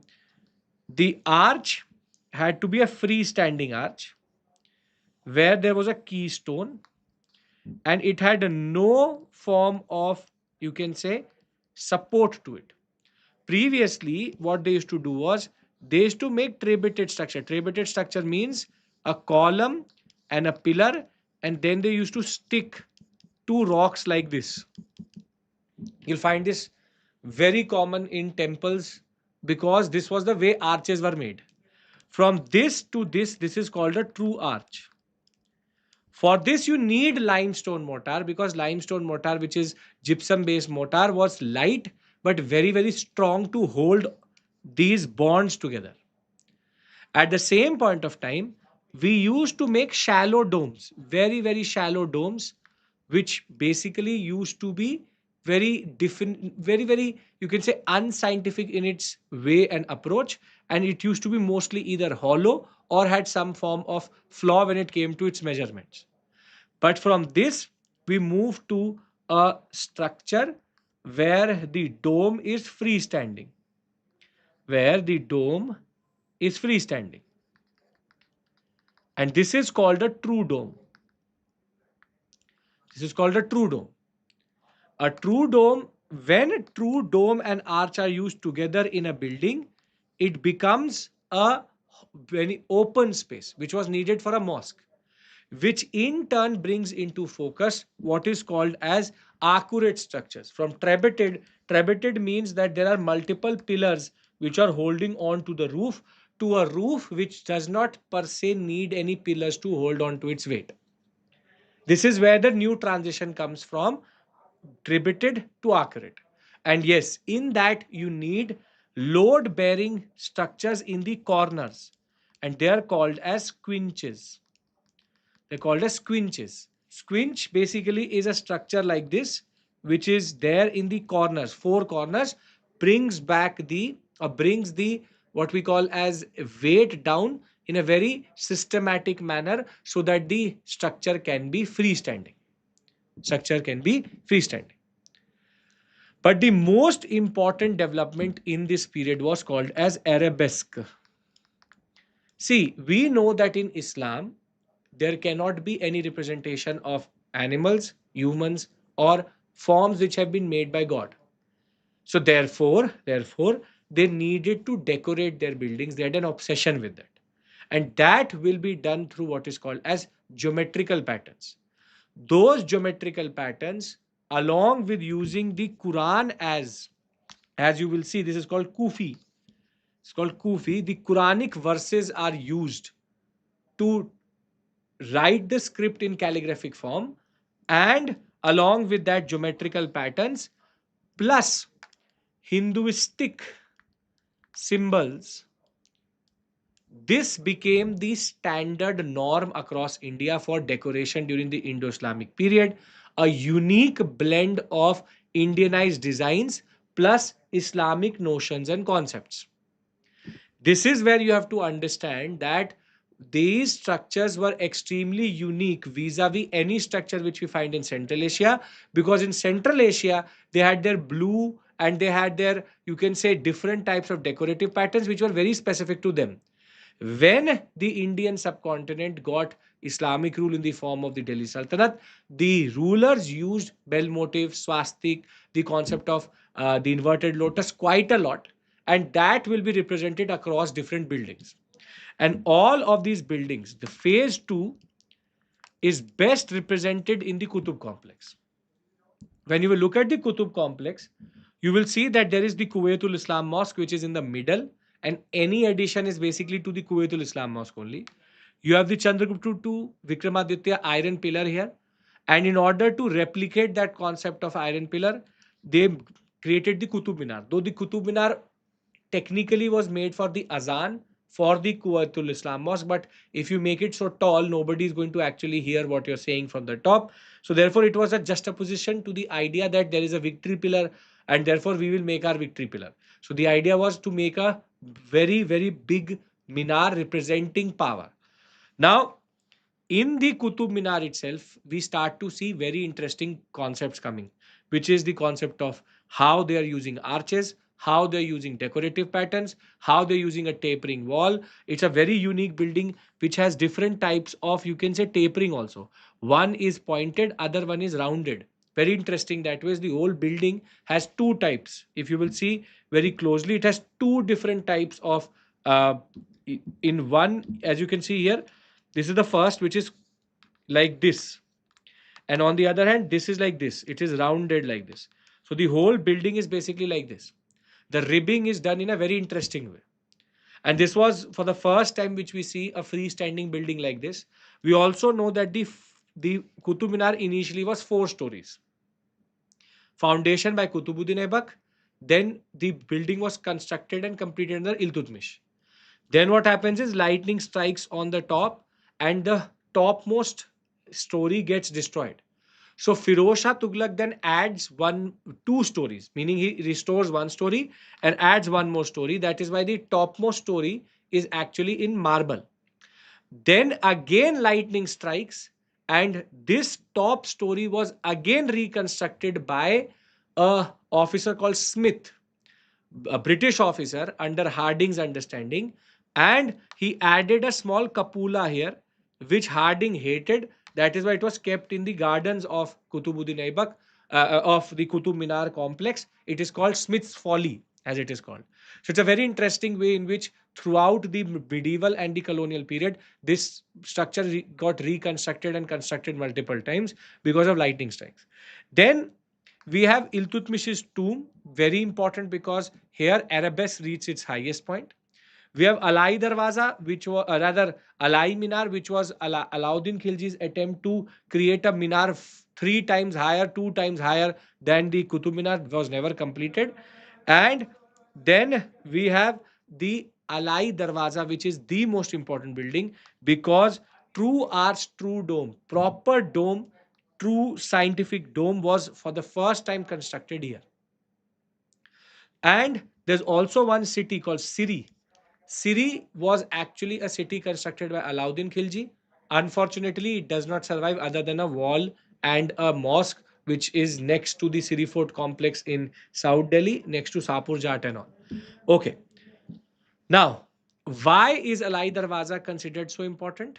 Because this dome, which was again restored by Smith only, was a true dome. What you see here is Alauddin Khilji's very iconic arches, and this is a squinch. This is a squinch. How the weight is distributed in such a way, along with early Jali work, which made Delhi Sultanate so important. Delhi Sultanate made our architecture or took our architecture to different level altogether.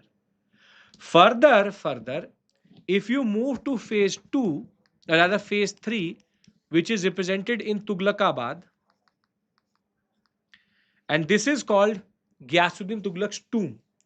Now, Ghiyasuddin Tughlaq's tomb is so important because it is the highest point, the zenith of architecture during Delhi Sultanate period. And this is where you see the marble dome, you see beam and lintel concept, you see the iconic batter, which is sloping walls, and at the same point of time, now the structure starts to show off a lot of use of red sandstone along with marble design, a very interesting feature in which we see grandeur. But during Muhammad bin Tughlaq's reign, we know through the four experiments, things start to go downhill. And that is where, if you look at the later Tughlaq tombs, you start to see decline. This is Muhammad bin Tughlaq's tomb. Now they don't have money for red sandstone, they don't have money for marble, and they move to grey sandstone. Grey sandstone is not good for carving. That is why it's a very plain building with a dome, which is now becoming more and more octagonal because they were gaining confidence in that regard. And by the time we reach to phase 4, which is Firoz Shah Kotla and Firoz Shah Tughlaq, they are in declining phase. This is called rubble architecture. They are now reusing these structures which were already there.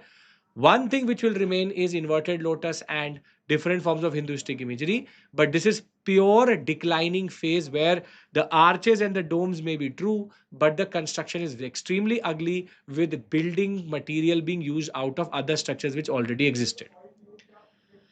Now, when we talk about the Delhi Sultans added multiple interesting aspects.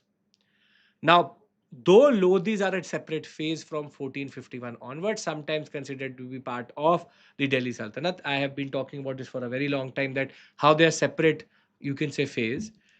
Lodhis were very important for 2 to 3 very important concepts. Lodhis introduced what is called as caves, Hinduistic element, Rajasthani Gujarati element into Indian architecture, which is Indo-Islamic architecture, now has a direct reference to temple architecture. Then the concept of an inverted lotus on the dome itself. This is again a very interesting feature which the Lodhis introduced. Further, you have the double dome. With double dome, there's a false dome here over which a dome is constructed. The concept of double dome, the concept of inverted lotus, the concept of caves, and you have the Rajasthani balcony,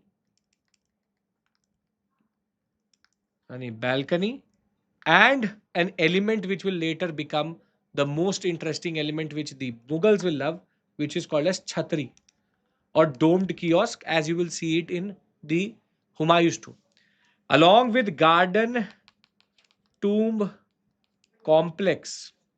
The whole Lodhi Gardens is made around a tomb complex, will be also introduced by the Lodhis. Now, before we move to the Mughals, the following elements had already been introduced into Indo-Islamic architecture. And this is a very important phase because this tells you how the evolution of architecture is happening between 1206 to 1526. 300 years, very, very important. Now, true arch, true dome, limestone mortar, sloping walls, arabesque, and we have double dome, we have chhatri, eaves or caves, and Rajasthani balcony, 8, beam lintel, 9, the use of Hinduistic motifs all are very evidently established by the time we reach to Indo-Islamic architecture in the 1526 period, which is Mughal period. Anybody has any issue here?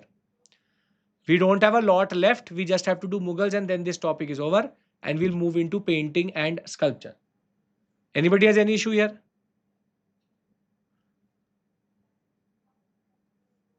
No? Okay.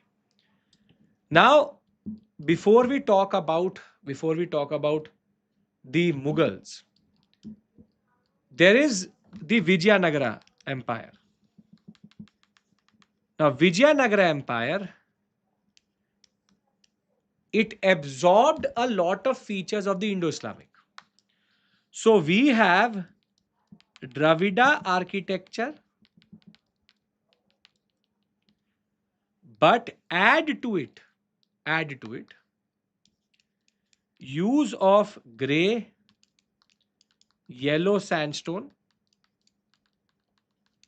which was a Indo-Islamic feature, or you talk about domes, or you talk about the arches. If you look at the elephant stable at Hampi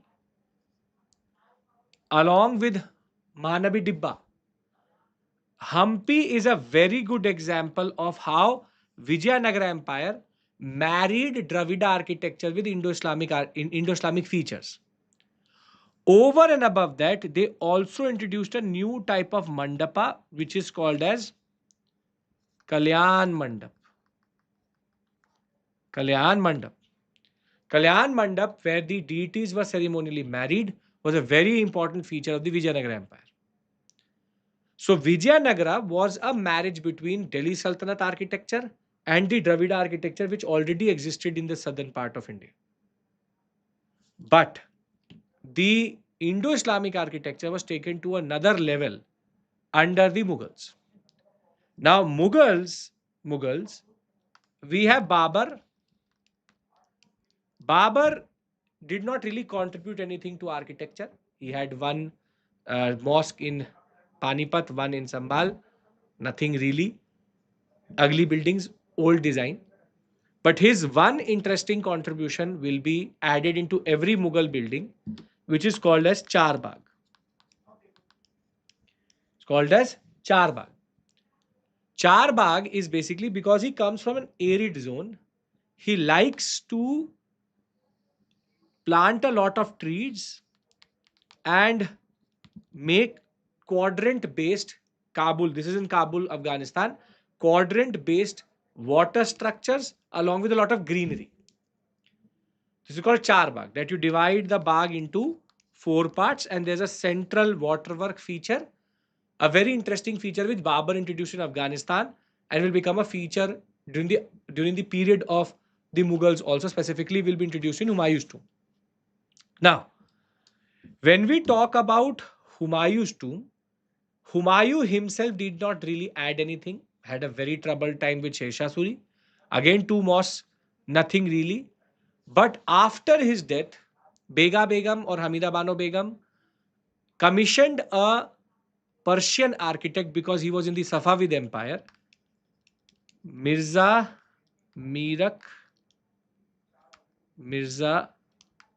Giyat, or written Giyas. He was a Persian architect who basically was given the task during Akbar's period by the wife of Humayun, Hamida Bano Begum, to construct his tomb. A lot of the Mughals are actually buried in Humayun's tomb. That is why it's called the dormitory of the Mughals also. But Humayun's tomb has an interesting, you can say it has an interesting convergence. It is Indo-Islamic plus Hinduistic plus Persian. Wherein, see, this is a double dome. This is the Chhatri which I was talking about. This is the Eaves as we know it. And red, yellow sandstone. This raised platform. Where have we seen raised platform in such an evident fashion previously? Where have we seen raised platform in an evident fashion in architecture previously? Come on, tell me. Yes. The temple architecture, Nagara style understanding now percolates into the idea of Indo-Islamic architecture, and they start to make arcaded corridors in the raised platform on which these structures were made. It is also an octagonal building. It is an octagonal building, which is again very interesting because of the 8 directions. And we also have Charbagh, wherein there is a central waterwork and 4 bags. If you look at the Humayun's tomb a little bit further in a lot of detail, you will realize there is one more very interesting thing. This is called Star of David. Star of David is a Judaistic symbol which is basically linked to the Persian influence. So, inverted lotus in Star of David is considered to be one of the most interesting features where the Persian architecture and the Indo-Islamic architecture marries Hinduistic design also. However, you should also understand one thing. This star is nothing to be very surprised within architecture of India, because though the British would call it Star of David, this star is represented in stellate plan of Visara also. And at the same point of time, within Shaivite traditions, Shiva, the star is considered very, very important. This is a symbol of the marriage of the feminine and the masculine power. And therefore, Star of David is not per se Shakti as it is called. Yes. So, Star of David is one interpretation, but star is also representation of Hinduistic star, which is a power of Shakti, the representation of Shakti per se. Very interesting building that ways. Considered to be the precursor to the Taj Mahal, in certain ways more beautiful than the Taj Mahal also. We have arabesque also in this. So as you can see, features are getting added. Features are getting added. Now, the aerial feature, what we call as the aerial photos of the Humayun's tomb reveals even interesting aspects, which is, see, the Charbagh is replicated in all the corners, and this whole structure has corridors inside it. And over and above that, the chhatris are also of two types. One is the Rajasthani chhatri, but if you see, there is a blue element also. Blue chhatri is the marriage of Persian design again with Rajasthani design, which is basically the concept of a blue dome. Blue dome is something which we see in the Persian traditions of Turkish traditions of Istanbul and that whole sector. So it's a very interesting building that ways, not appreciated enough, but quite interesting that ways. Now, this differentiation shows you that the architects were trying to marry multiple aspects together, and now Indo-Islamic architecture was becoming more and more Indo than actually Islamic, because again the interpretation and the way the jalis were created, the way this whole structure was created, is considered to be one of the most unique in that regard. Now, Humayun and Babar and Humayun did not really contribute anything per se. Akbar, what is going to be asked in the examination is this. Now, this is a very important discussion which I want to have. What is the contribution of Akbar? What is the contribution of Jahangir? And what is the contribution of Shah Jahan? I'll do it on one slide so that you can easily learn this here itself. Everybody's on the same page with me till this point? Anybody has any issue? Yes, sir. No, sir. No? Okay. Now, Akbar, four-centered arch, tribetted structures, which is beam and pillar, red sandstone, extensive use of chhatris, eways, and Rajasthani, Gujarati elements, and we see structural integrity over aesthetics. Here again we see it in two phases. One is Agra Fort and the other one is Fatehpur Sikri. But the problem is that Agra Fort, only Jahangiri Mahal is the one which is there, which survives as an example of his period. Fatehpur Sikri has a lot of buildings which he had. And yes, we can say Persian influence in architecture. Now, if I had to point out to the contribution of Jahangir, Peter form comes here. Peter or marble inlaying technique happens under Jahangir. If I write with a bigger font, it will not fit on one slide. It is very easy for you to say. So I'm trying to write as big as possible because I want it in one slide. So Peter is marble inlaying technique which comes in Itmaduddaulah tomb, Noor Jahan's father's tomb for the first time. Jahangir is also the one where marble transition is happening. Marble transition is happening wherein red sandstone is being phased out and marble is coming. Sikandra is being the best example of that. At the same point of time, we start to see that there is a arabesque starts to marry with Peter Dura, as you will see. Now, when we have to talk about Shah Jahan is marble guy. He's the marble person, loves marble more than anything. Develops two very important cities, Shahjahanabad, which is basically Red Fort, and the Jama Masjid in Delhi, which is again extremely important.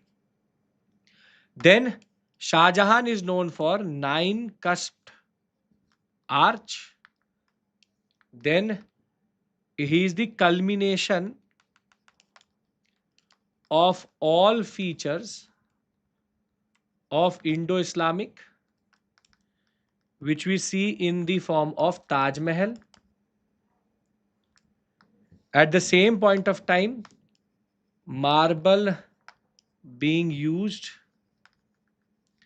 extensively. And Akbar, one thing more, which is arches used for decoration. Meaning, arches were not for structural purposes. It was for decorative purposes. So I'll show this to you also so that there's certain understanding in the larger scheme of things. So if you look at Sikandra, this is where the transition of the Jahangir period, what we call as marble plus red sandstone is happening. Sikandra was actually designed by Akbar before he died. And therefore, there's a marriage between the concept of beautiful use of arabesque, and at the same point of time, minars are coming back. And in a way, he used this concept of marble plus red sandstone in a very good way. But it is the Itmaduddaulah tomb, the father of Noor Jahan, which took the whole, you can say, decorative pattern to a different level altogether through what is called as Peter Dura, whatever you want to call it. The simple straightforward point is this is the phase in which now arabesque is topped by a new element itself, something very unique. Marble inlaying has become so good that they can inlay without destroying the marble itself. They can actually make incisions into it without destroying it. Jali work is basically the one step forward of Peter Dura. Before you do marble, you want to call as jali work, this is what is going to happen. Now, Shah Jahan that ways took everything to the highest point. The Red Fort shows all features which we have seen till this point.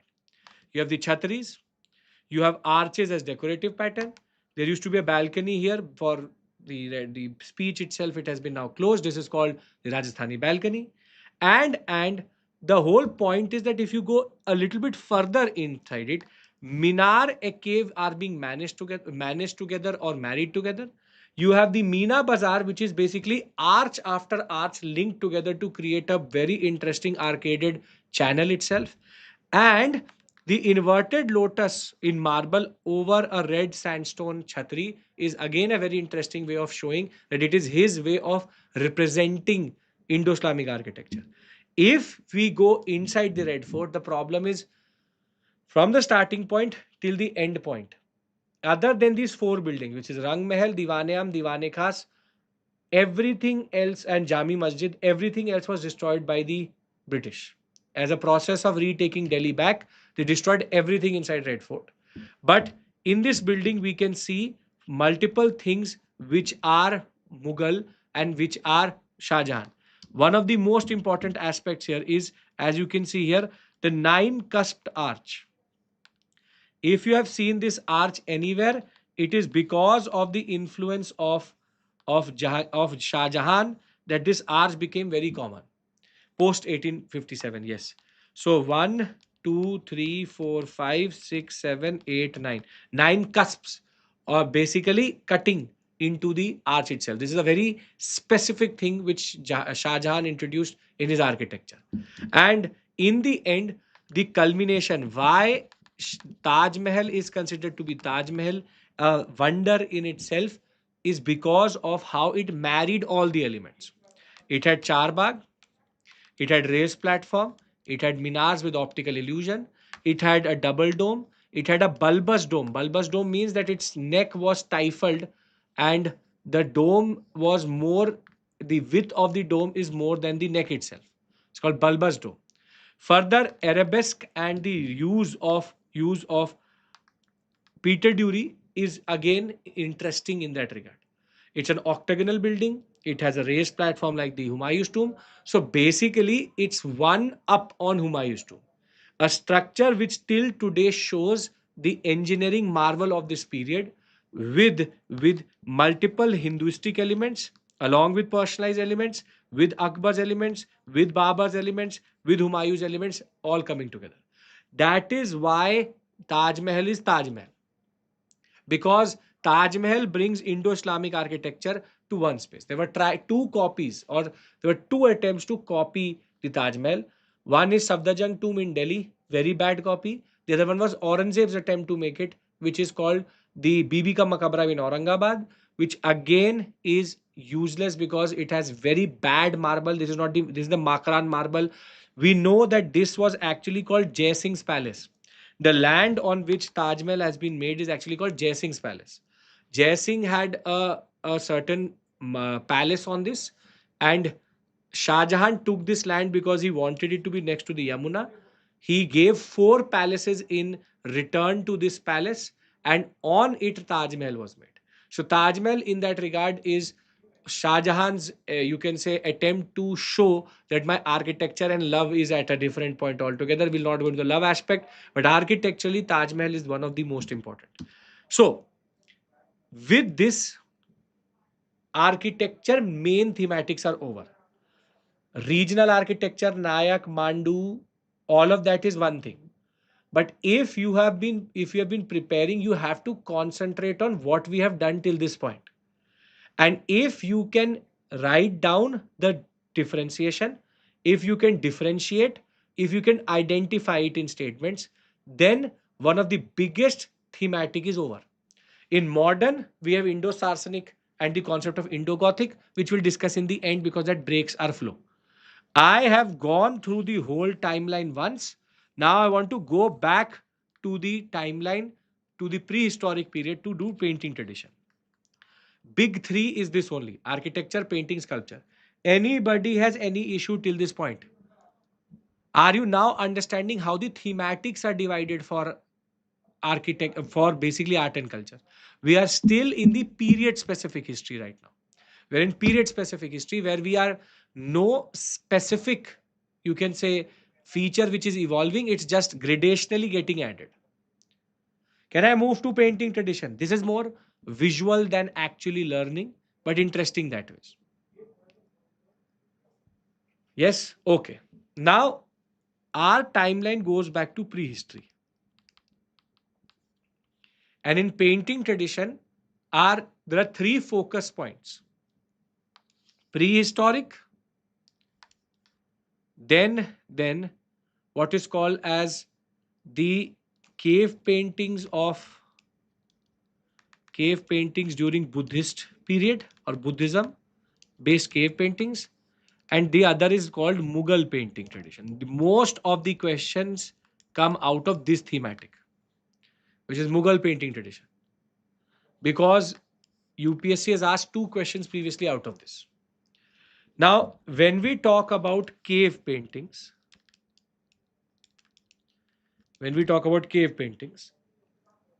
cave paintings, prehistoric, I'll give you all the facts in one space.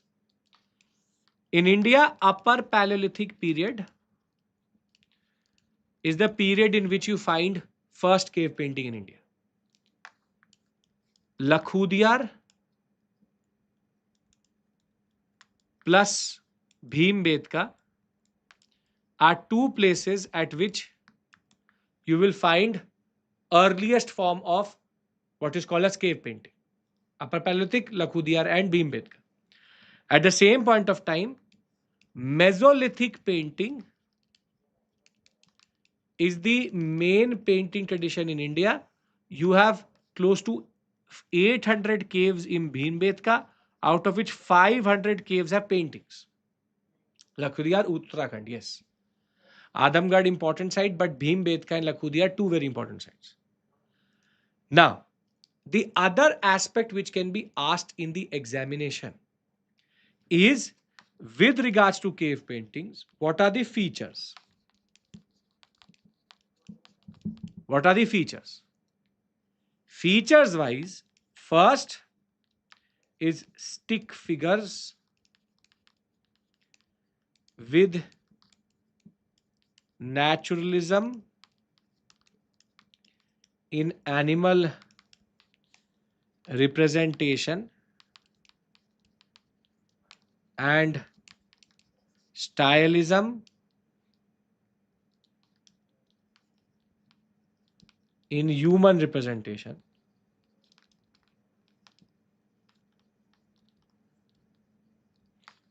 We have seen colors for different roles. For example, red for hunters, green for dancers. We have diverse painting thematics. We have hunting scene, we have household scene, we have fishing scene, we have different scenes per se. Don't use the word fresco and all. Fresco and stucco and all of that, or mural is later, Buddhist painting tradition. Fresco, this is not called fresco. We have chemical based paintings in which hematite and different forms of, you can say, limestone are being used to paint. Further, we see geometrical patterns plus detailing in animals. Then we also see something very interesting, which is day-to-day life is well represented. I'm basically now teaching you at both mains and prelims level, because these points will also go as the points of mains question, because at the end of the day, all of this is also salient features of Mesolithic painting. So I'm trying to give you both conceptual clarity but factual. All these points can come as a statement based question also. And we have seen something like that previously. So cave painting, Mesolithic painting, we have seen even diverse animals. We have seen agriculture being represented also during the Chalcolithic phase. So basically, this is where the painting tradition of India starts. So now our next is Buddhist cave painting tradition. And that we see in two very important spaces, Ajanta, Ellora, Bagh. This is for Buddhism. Setan Vansal for Jainism.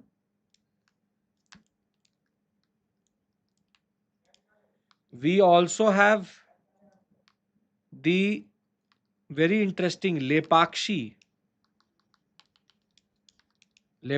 temple for Hinduistic, and each of them have certain important aspects related to them. Now, for example, what we will see in the Mauryan and post-Mauryan period is what is called as mural tradition. Now, what is mural tradition? See, anything which is done on a big space, big wall space, is called mural.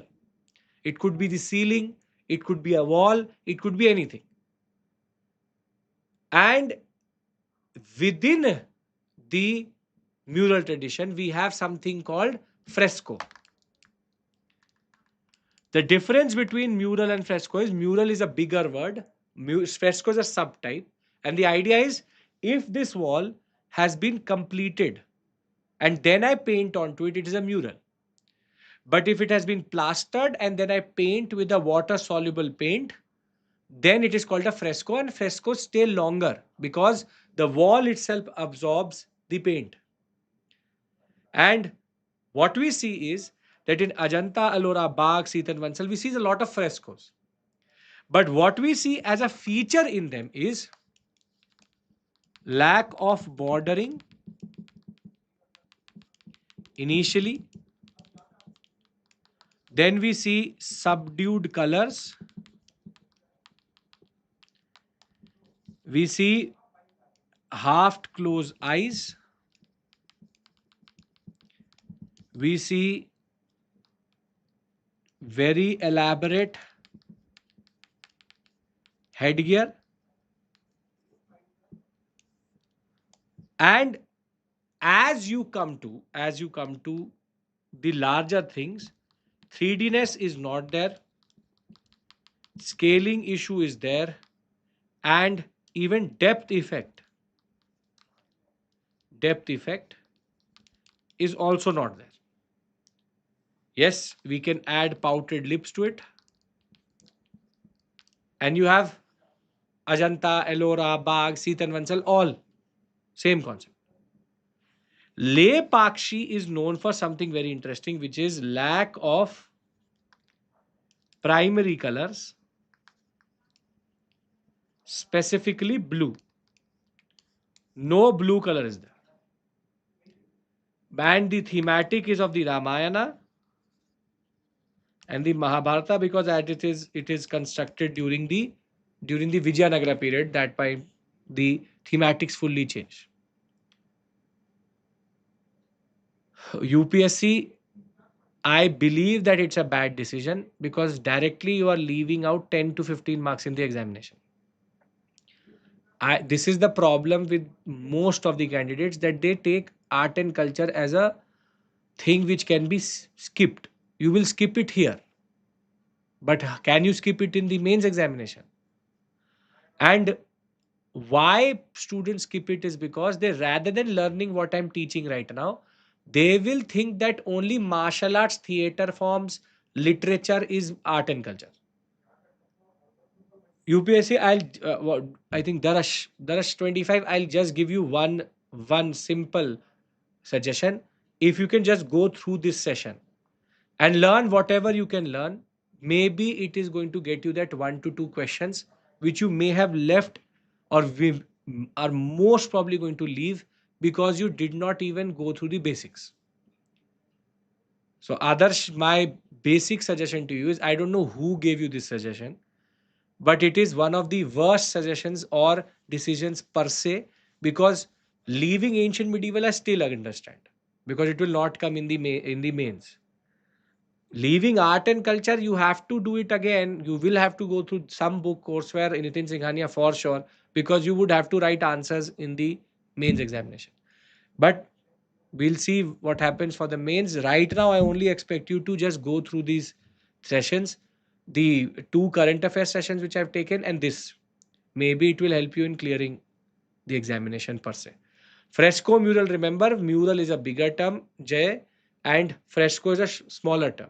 Bigger term means that mural is a generic term, and fresco is a subtype within mural, where if you use water soluble paint on a drying or on a wet wall, it is called fresco. Right?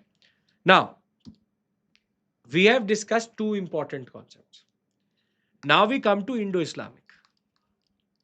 Now, when we talk about Indo-Islamic per se, primary colors means RBG, red, blue, green, 3 very important primary colors. Now, when we talk about Indo-Islamic, the Delhi Sultanate rulers were very true to their, you can say, Islamic origins. The only text which was produced with some form of painting, because painting would be totally against Islamic traditions, is called the Niyamatnama. The Niyamatnama is actually a book of what is called as cookery book. It tells you how to make certain dishes, what is the preparation strategy, and it has these paintings which shows how you have to use it. So just the others, go through it once if you can, at least the art and culture section of it, theme 5, and the basics of all the chapters where the cultural contribution is there. So this Niyamatnama was the only thing which was really produced during the period between 1206 to 1526, because this close to 300 years period, whilst architecture went forward, the tradition of painting was kept to us to the side, because it was too, you can say, revolutionary for them. What is meant by subdued colors? Subdued colors means, for example, here you can see, if you use red, gold, blue, lot of, you can say, bright colors, it is bright. Subdued means this. Subdued means it is lower. I will say to Sarmat sir to take polity marathon. Don't worry. Don't have to write it multiple times. Jhanvi don't worry, मैंने पढ़ लिया, कोई बात नहीं, एकदम मस्त, कोई tension नहीं, will be done, no issues whatsoever. Right? 4 बार लिखने से तो अभी नहीं हो जाएगा ना, बट हाँ, it will be done, no issues whatsoever. Right? Okay. Now the Mughals were the ones who started to change the tradition. Mughals produced it for their own purposes. Babar is known to have commissioned a family tree. That family tree actually was made by a person called Bayezid, and it gave us a lot of details about Babar's history per se. But the first, you can say, Mughal ruler who actually contributed to the painting tradition of India is Humayun. Humayun commissioned what is called as the Princes of House of Timur, and this painting was made by two, you can say, artists which he brought from the Safavid Empire. One was Abdus Samad, and the the Abdus Samad and the painting tradition, along with the ateliers which he established, which is painting studios, now became the most important hotspots in which Abdus Samad and Mir Sayyid Ali would work. So this is a very beautiful painting commissioned by Abdus Samad and Mir Sayyid Ali, both brought from Safavid Empire by Humayun, and very simply, the way in which it was made, way it was made, is having very strong Turkish or Persian elements plus influence. You can see it in the very strong use of how blue is used, how the color of white is used. Very strong Persian influence. But something very interesting is that the depth effect is very good and the 3D-ness is also very, very good. The 3D-ness is also very, very good. So therefore, Abdul Samad Mir Sayyid Ali brought with them this atelier tradition, painting studio tradition, but it was Akbar who took everything forward. Now, Akbar's contribution was to introduce what is called as Tasveer Khanas. He institutionalized painting tradition in India and miniature painting tradition. He also at the same point of time commissioned, or rather I'll say employed,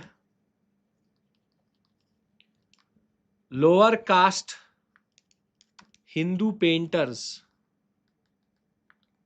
in these Tasveer Khanas. Daswant and Basavan are two very good examples of this. He started what is called as narrative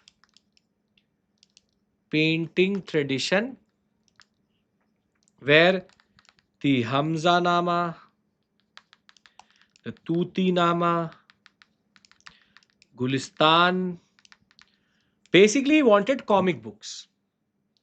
He basically wanted comic books. Hamza Nama is the story of the uncle of Prophet Muhammad, very celebrated story within the Islamic tradition, and he wanted it in painting way form so that he could look at the paintings and somebody could narrate the story to him.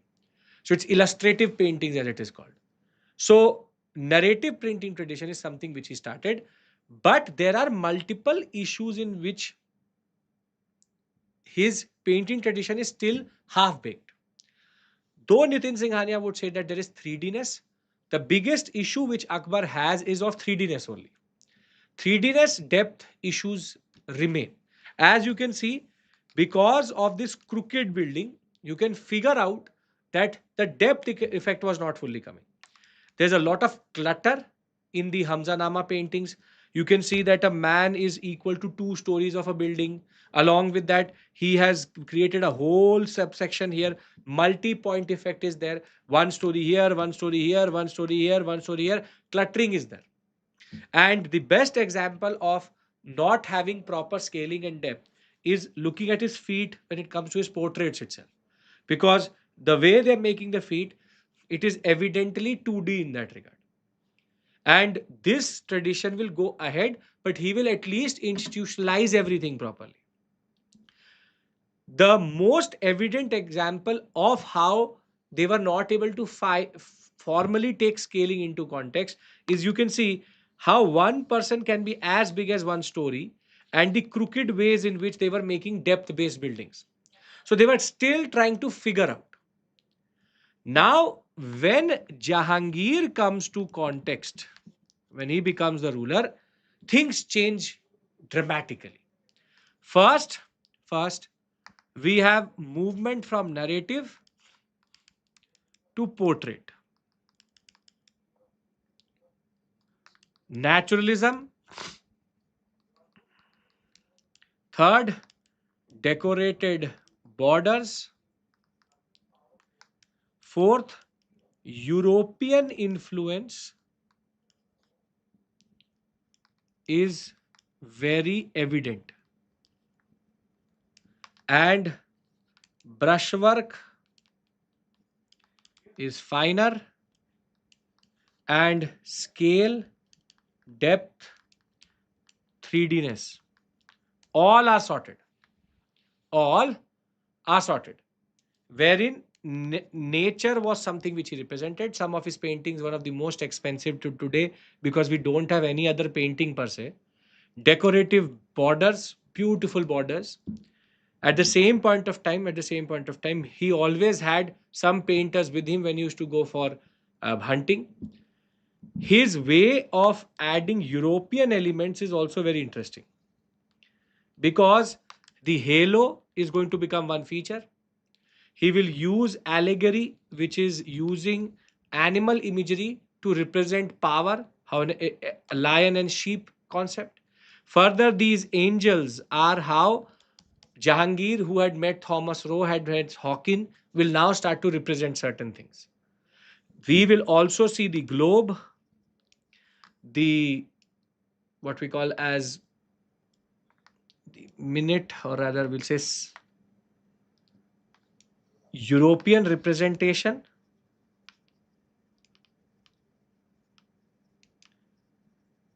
along with bright colors. Jahan being represented per se as literally hourglass, royal insignia, and again animal imagery. Everything, and you can see how his paintings are much more finer, much more refined. Angels here, halo here, halo here. It's much more finer. That is why Jahangir is Jahangir, because he's the picture guy, he's the painting guy of Mughals. And as we further move to his reign later periods in that regard, you will see even you can say multiple representation of humans was very consistent, very good, and has very strong Rajasthani Gujarati coloring and elements also into it. So the best example, the highest point, if I'll say, is that you can see that this is a 3D image of him sitting, best represented from a portrait form, very beautiful brushwork, even arabesque and Peter Dury being shown here, along with the way his humanly representation is as good as any picture which would have been produced at this point of time. That is why Jahangir is Jahangir. Shah Jahan, more obsessed with per se what is called as architecture, but he knew how to waste money. So his only contribution was to add gold to the borders. His most important, you can say, contribution was, you can see jali work, you can see depth effect, you can see everything, you can see the European elements. He said, but how should I waste more money? Jahangir, my father, has already done everything. He said, gold laga do. He's like, he added gold, and this is why Shah Jahan's period paintings are the most expensive, because of the gold bordering in that regard.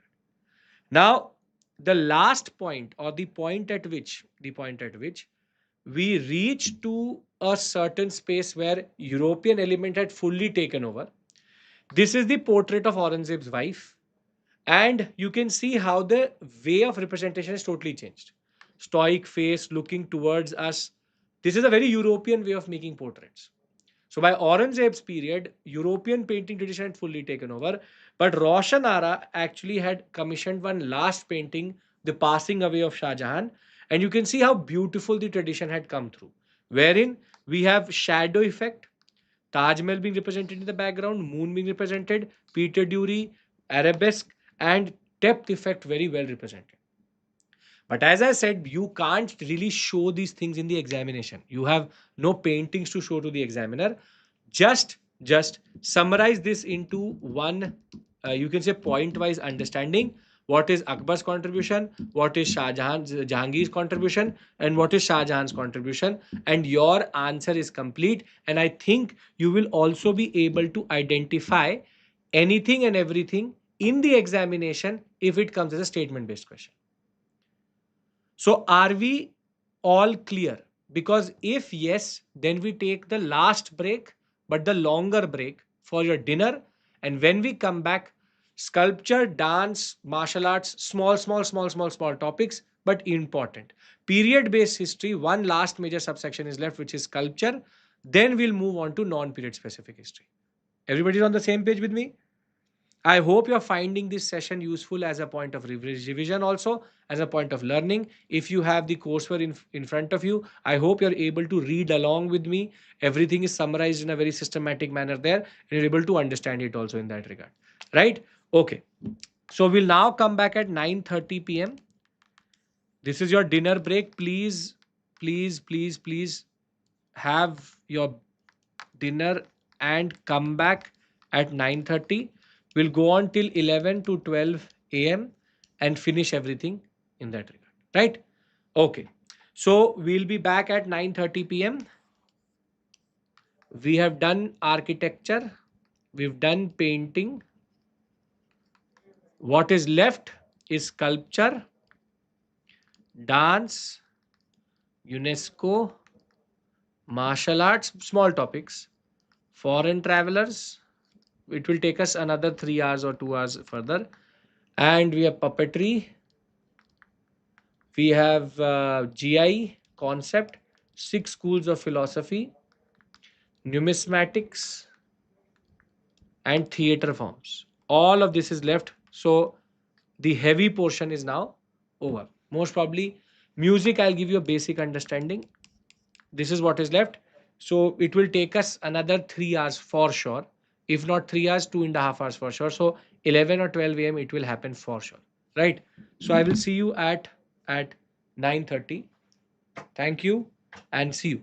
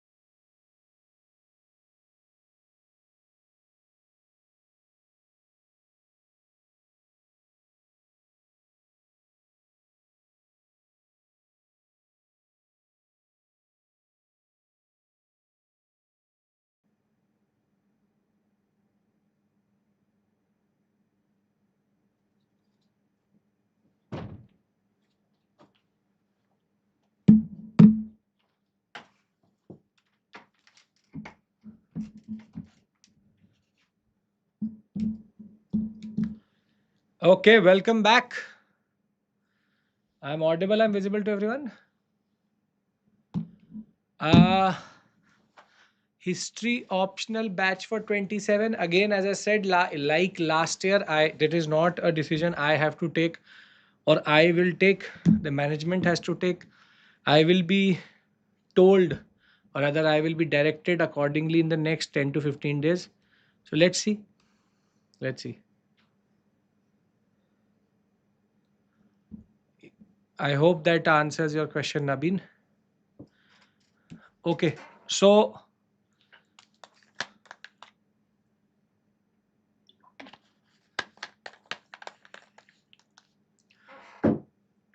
can we start again?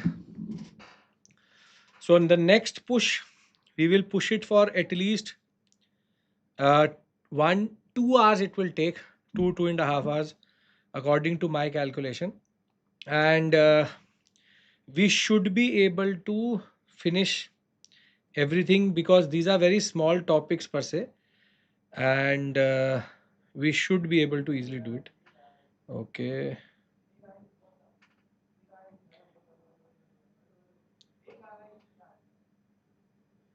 Okay.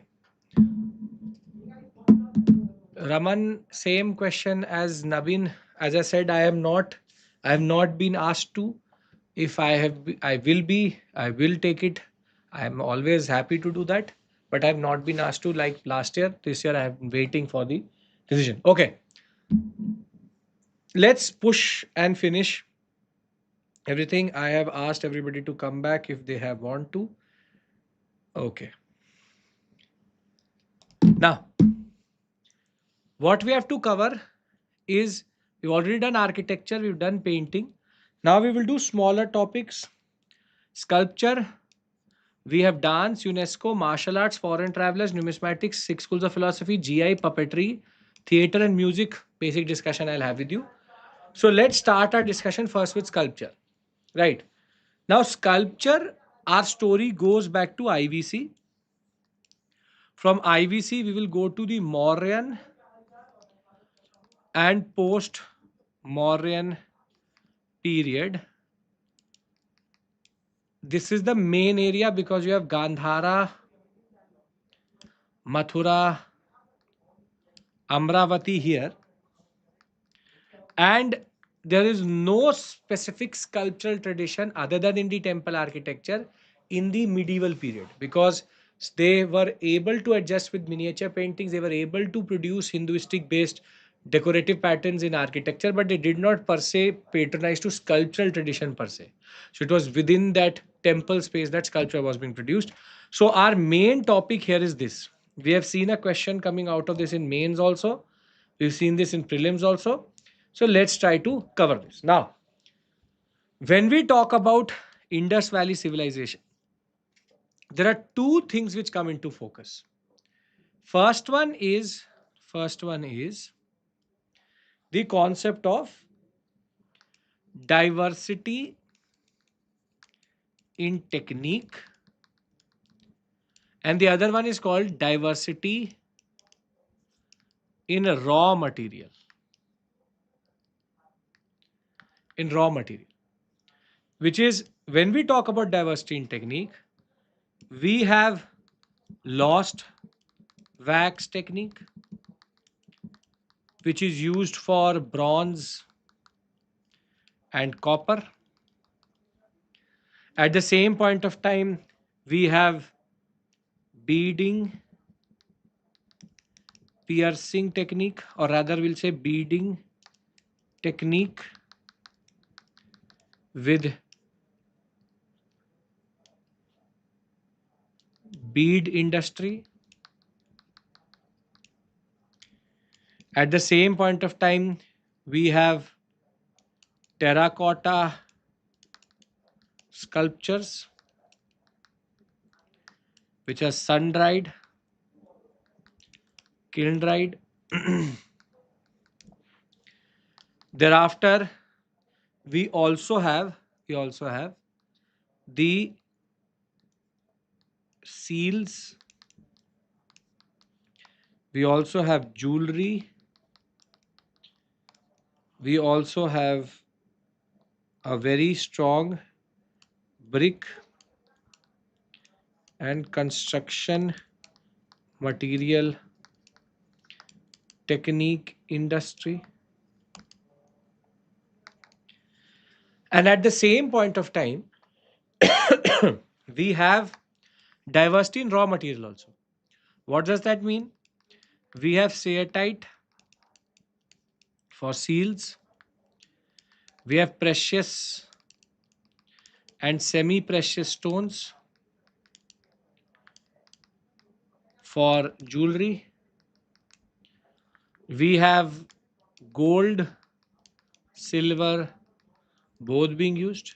We have bronze, copper, both being used. We have terracotta. We have what is called as alloys.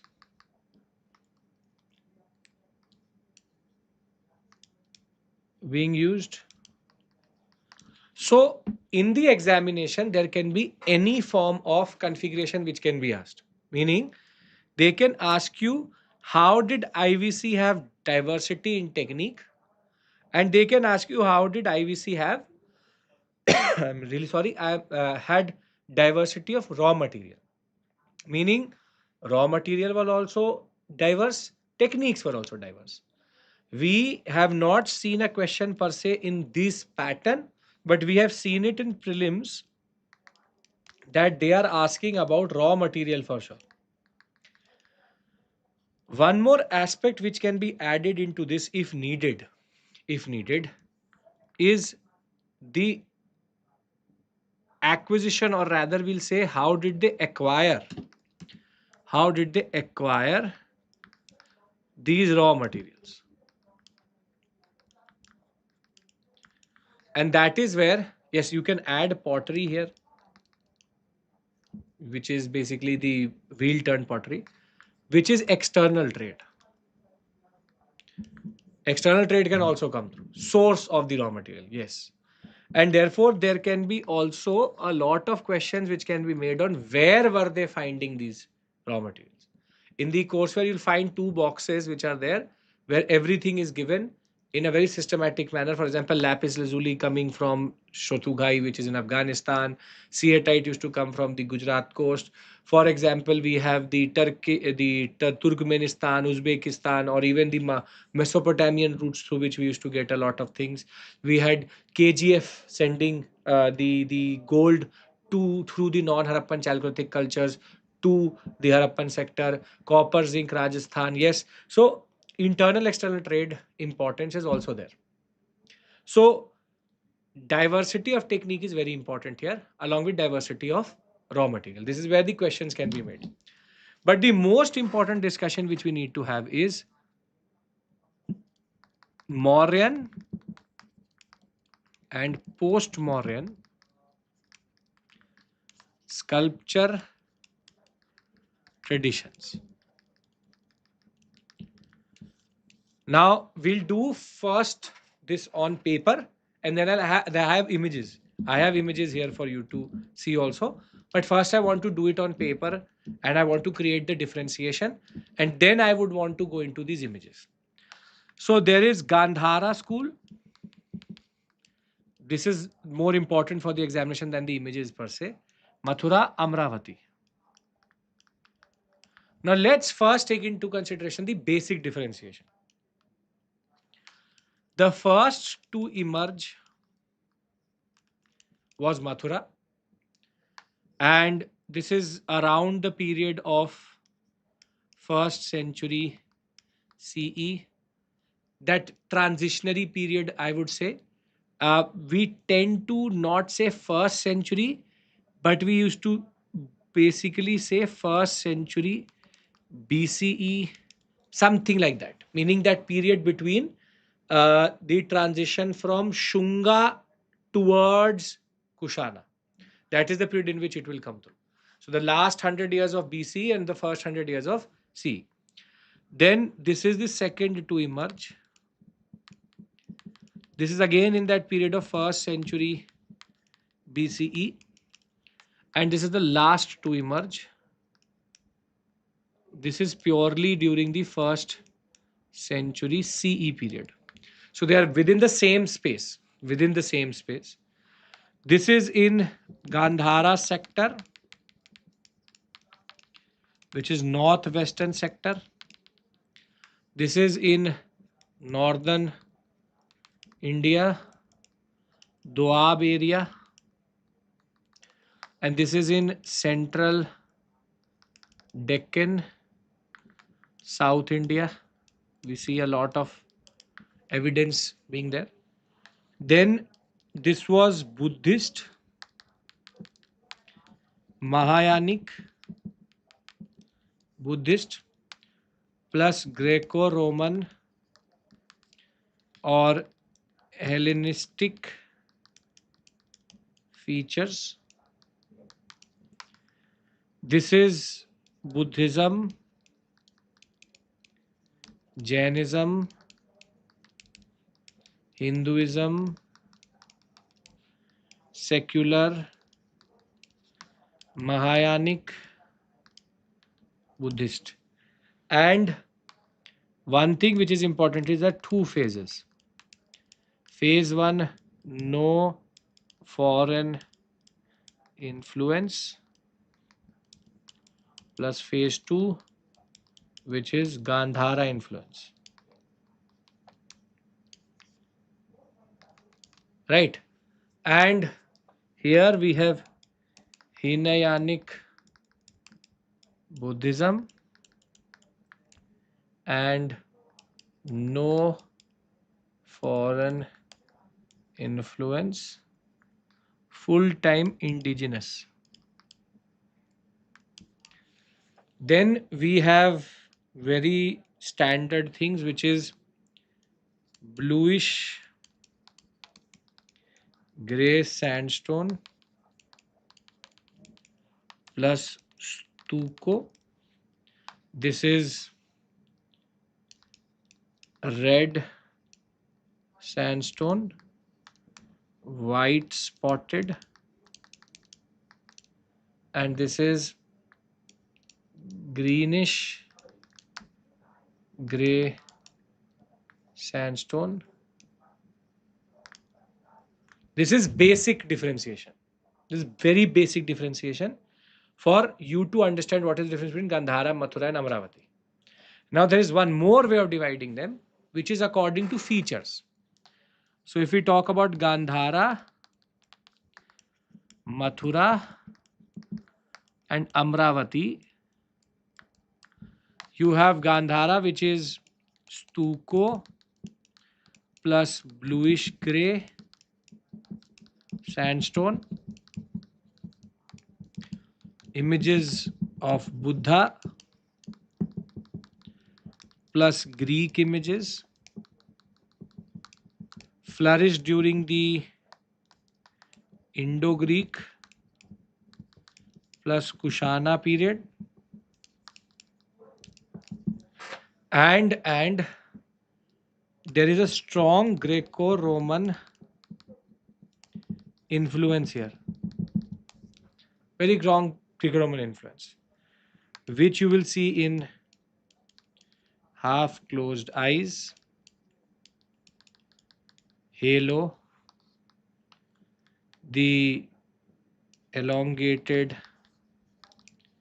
ears, stoic face, draping. Along with that, you will see it in the jewelry, and we have the concept of curly hair, forehead lines, right? Forehead lines. Now, Mathura is a red sandstone, white spotted, Images are very diverse, and this was under the Shungas plus Kushanas. Phase 1, we see no curly hair, expression on Buddha face, smiling, bare chested, Abhay Mudra, no halo, subsidiary images, no elongated ears.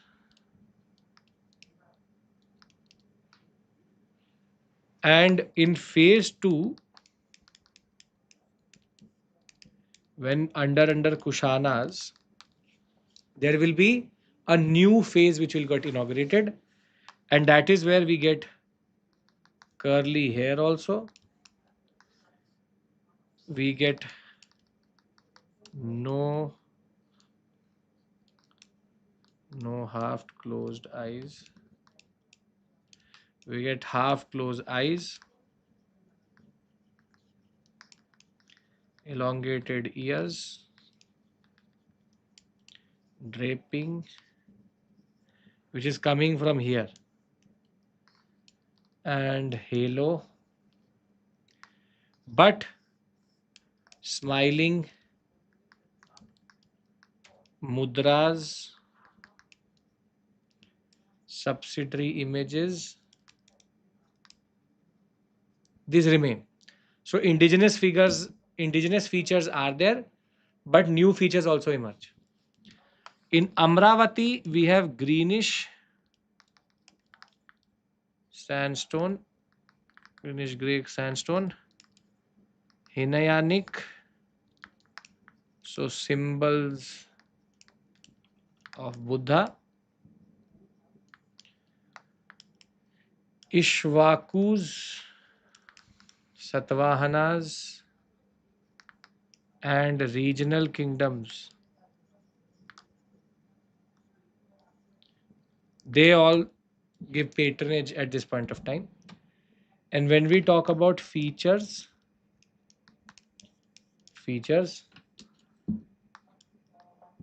oval faces, detailed subsidiary images,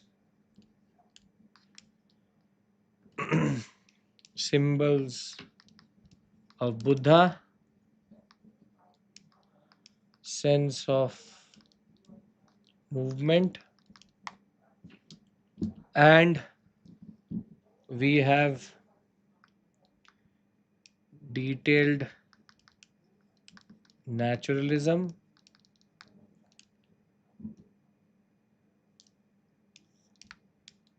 for some reason this is changing.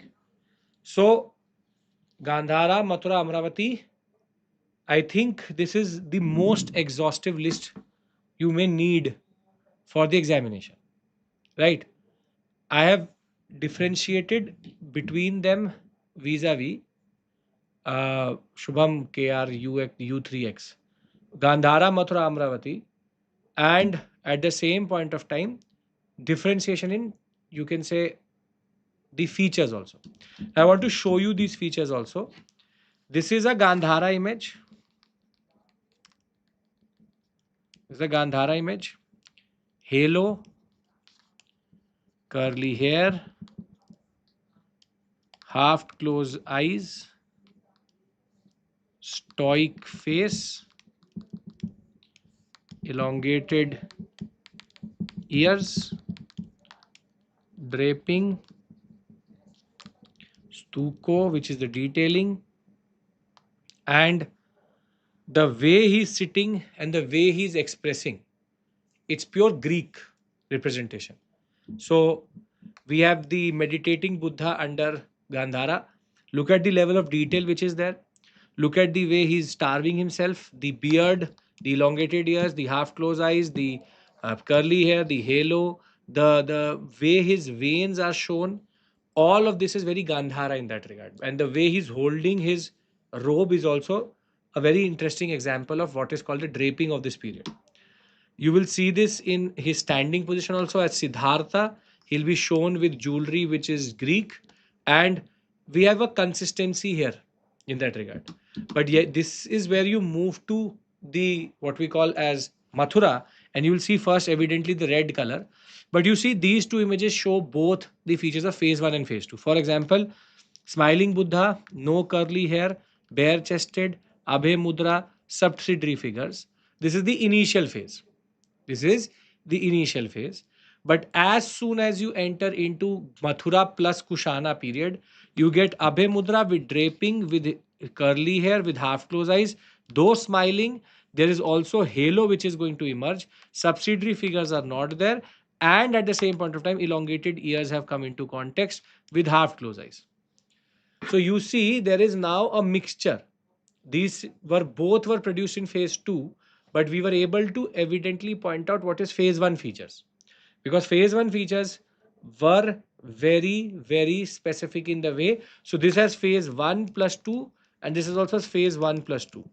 So both are intermixed at this point of time when it is producing for Mathura and phase 2. We also have secular images. This is Kanishka, headless Kanishka. This is headless Huvishka.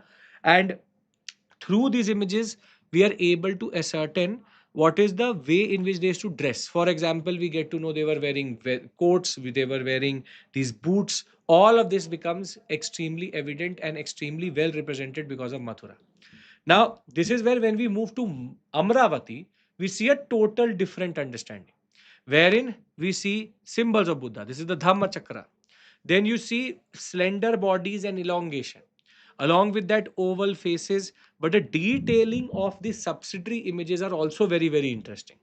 Wherein you have the representation of Buddha in the elephant form. This is the birth of Buddha, Maya, and the way they represent is extremely, you can say, interesting, and at the same point of time also very detailed.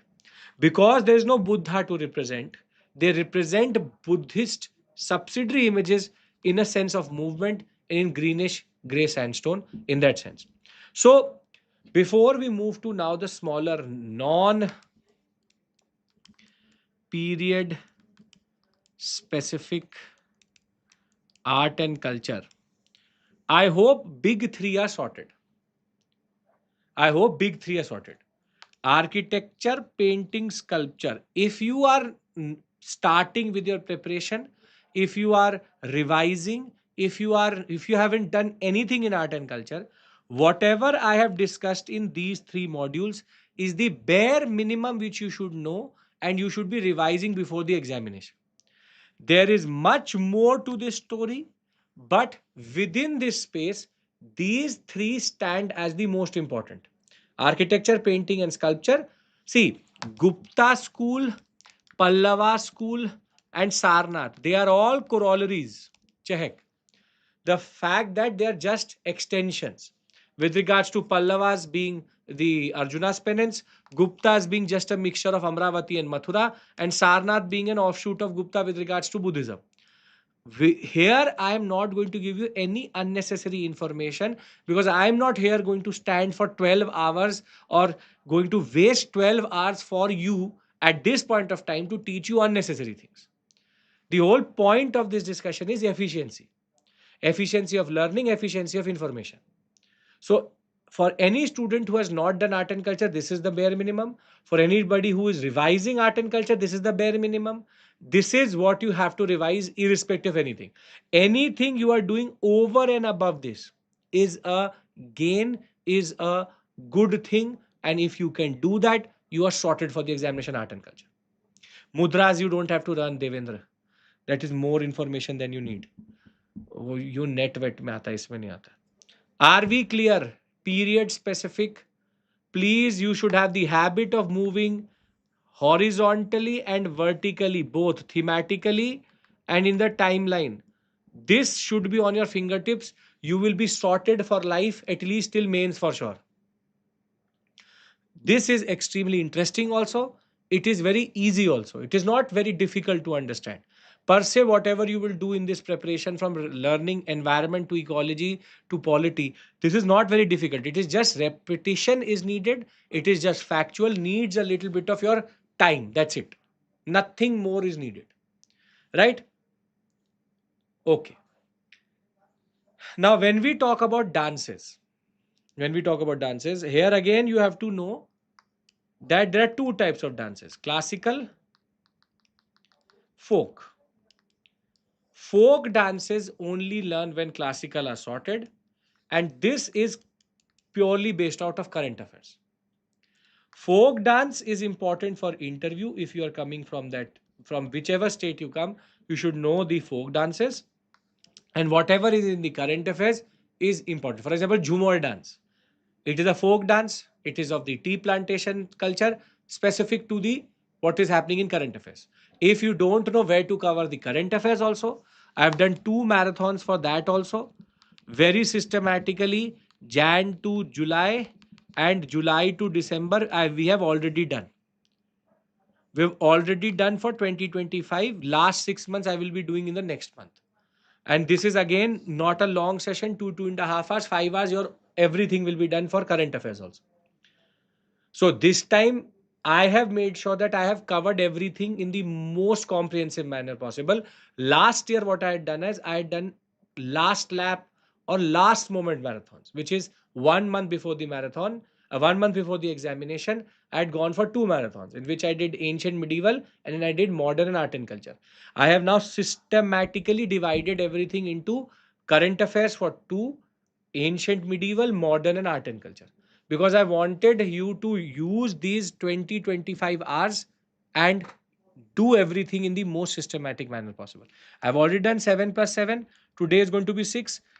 If there was a way to revise everything in a very simple manner, once this session is over, just put me on 2x and listen to me whilst I'm traveling, whilst you are traveling somewhere, just as a way of revision. I hope you can do that. Can we now enter classical dances of India? Yes or no? From here, it should take 1.5 hours maximum, because these are very factual areas. I will tell you what to learn, what not to learn. Right? Okay. Now, classical dances, the bare minimum question which can come in the examination is state. So, Tamil Nadu, Bharatanatyam. Now, the next thing which can be asked is features. Origin, feature. So, what are the features which match, or what is the origin of Bharatanatyam? Bharatanatyam linked to the Dasi, Attam and Devdasi tradition of Tamil Nadu. Once it became exploitative, British banned it. Krishna Iyer brought it out of decline. And Rukmani Devi Arundale, globally known even in UNESCO and in the UN, very well known. Now, Bharata Muni's Nata Shastra and the what we call as Abhinay Darpan both refer to Bharatanatyam. Bharatanatyam is known for its Hast Mudras. Pay attention, Hast Mudras, which is hand mudras, and the most evident thing, which is the bent knee. In most of the movements of Bharatanatyam, you will have a bent knee position along with the Kanjivaram sari, which is known for this sector. So, origin, state, main feature. Then we have Kuchipudi. Kuchipudi is linked to what is called as the Kuchelvas or the Kuselvas of Andhra Pradesh. So, Andhra Pradesh, and they were basically men who used to travel from village to village performing this dance, got integrated into the theatre tradition of Andhra Pradesh, and then became a dance tradition. Siddhendra Yogi is the one who basically made it into a proper tradition with certain rules and regulations in it.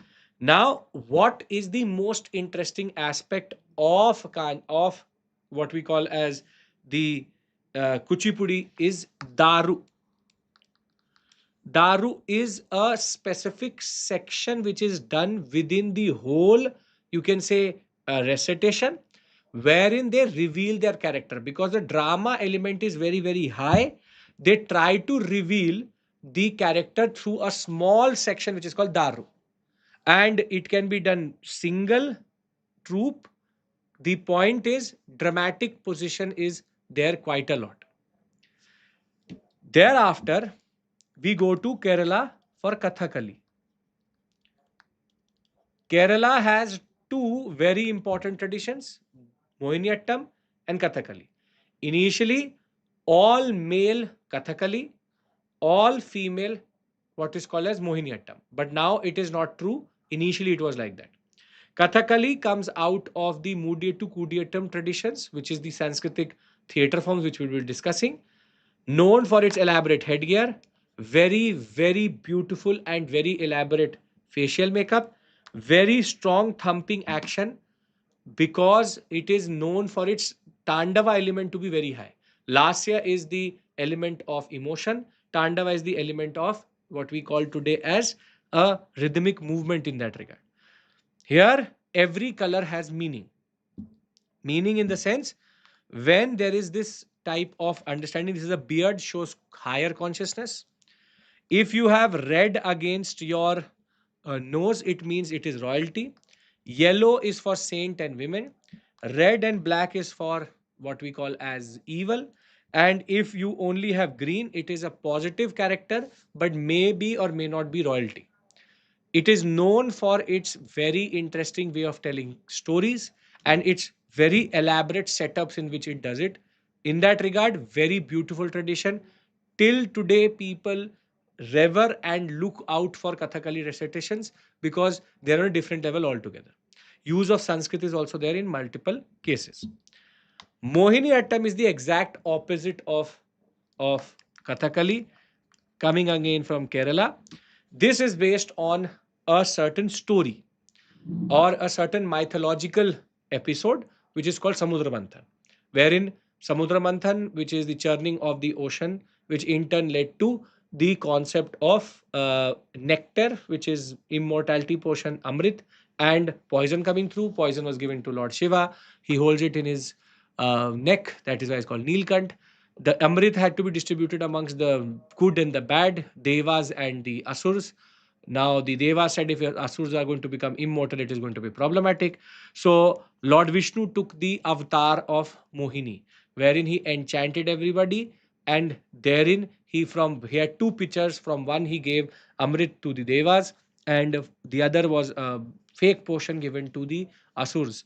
In that, one Asur was able to take the Amrit, Rahu Ketu, and the idea was this dance is known as the dance of the enchantress and the seductress. So therefore, very slow movements, iconic Kasavu saris from Kerala, very beautiful makeup with very subtle hand and what we call as foot movement. This is very, very, very important that you should understand one thing. While there's thumping action in what is called as Kathakali, it is very simple, straightforward, slow movements in the Mohiniyattam understanding.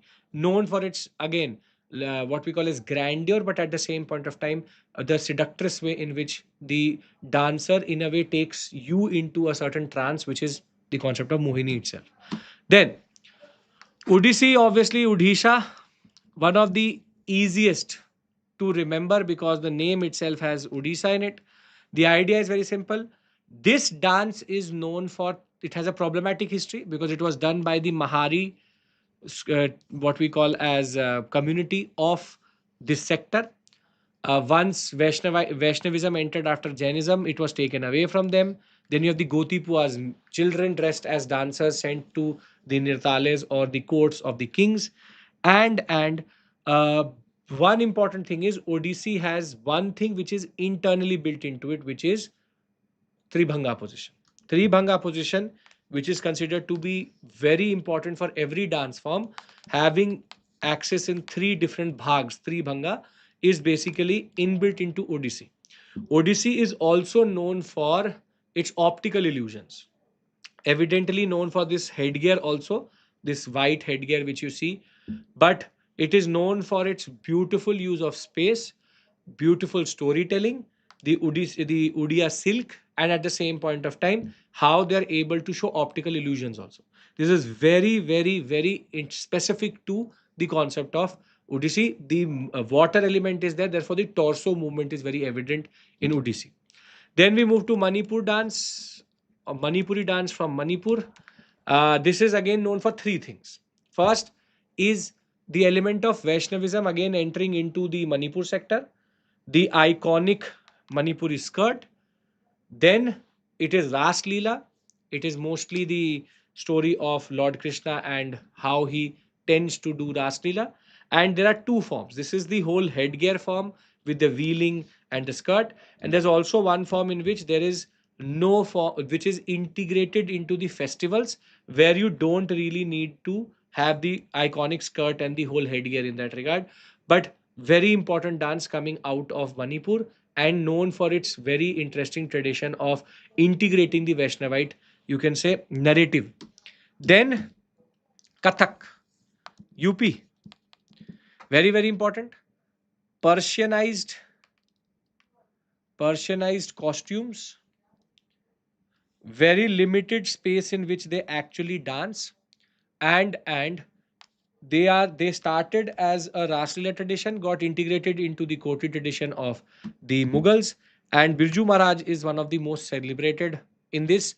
There is, because they were doing it in a 3D space, which is from three sides, there used to be people sitting. They always used to use a lot of you can say limited move. The movements were limited. Single place movement was quite a lot. He's known, and the ghungru, a very important element where the dancer himself or herself introduces the element of sound in that regard. Then last but not the least is Satriya from Assam, known for its gomcha and the Assamese silk. But here there is a lot of integrated movement between the hands and the legs. This is a very important element here. Hand and leg movement are already very well, you can say, synchronized. Synchronization of hand and leg movement is standard in Satriya. Satriya comes from the word Satra, which is the Vaishnavite spaces which were created in the Assam sector when Vaishnavism entered into this area. Now, dance form state is the least I can expect from you. Least I can expect from you. I hope you will be able to do this. You can do that. Dance form state. Match the following question. You can do this much. Come on, tell me. This much you can do, right? Yes, sir. Okay. Now, puppetry. The best thing about puppetry is input output is good. Where in total there are only 10. Pavakotu comes from Kerala or Keralam. Yampuri comes from Bihar. Putul Nach comes from West Bengal and Assam. And the other I've added into a map, which is, if you need a dedicated map for all of them, you must have seen in the course where I have, for every martial arts theater, whatever it may be, I've added a map, because that map could be very important for you to revise. Click a picture of that map, keep it with you. Revision through map is going to be very, very important. I will also try to do mapping based revision of history when the time comes. So Katputli comes from Rajasthan. Gombayata comes from Karnataka. Bombalatam comes from Tamil Nadu. And Kundai comes from Odisha. This is the first map which you have to remember. Second is Tholu Bomlata, which comes from Andhra Pradesh. Togalu Gomalata comes from Karnataka. Ravan Chai comes from Odisha. So 3 plus 4 plus 3. This is the total list. String puppetry, there is marionette through which the string is connected. Shadow puppetry, they have a screen and they put the shadow of the puppet. Glove puppetry is they put their hand into the puppet itself. And rod puppetry has a very big 3 to 4 feet big puppets with central rod in the head and movements with the hands. Again, extremely rewarding because this list is not very big. Very easy to remember. Please remember it through the concept of maps. A lot of people say, sir, how do I manage art and culture? This is how you manage art and culture, through maps. Maps, if you can create and make with you, I've already done that for you, you can easily remember. Now, the next is martial arts. As I said, these areas are not very big, very simple, straightforward, easy to remember. Again, martial arts state is the most important. Which state does the martial art comes from? Match the following questions have mostly come from this area. Again, not very difficult to understand. Are we all on the same page here? All the same page? Yes, sir. No, sir.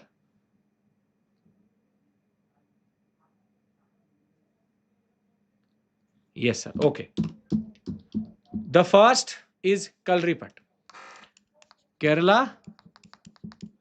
Kalripat, known for its armed and unarmed understanding. Kalari is the place where it is practiced. That is why it is called Kalaripat.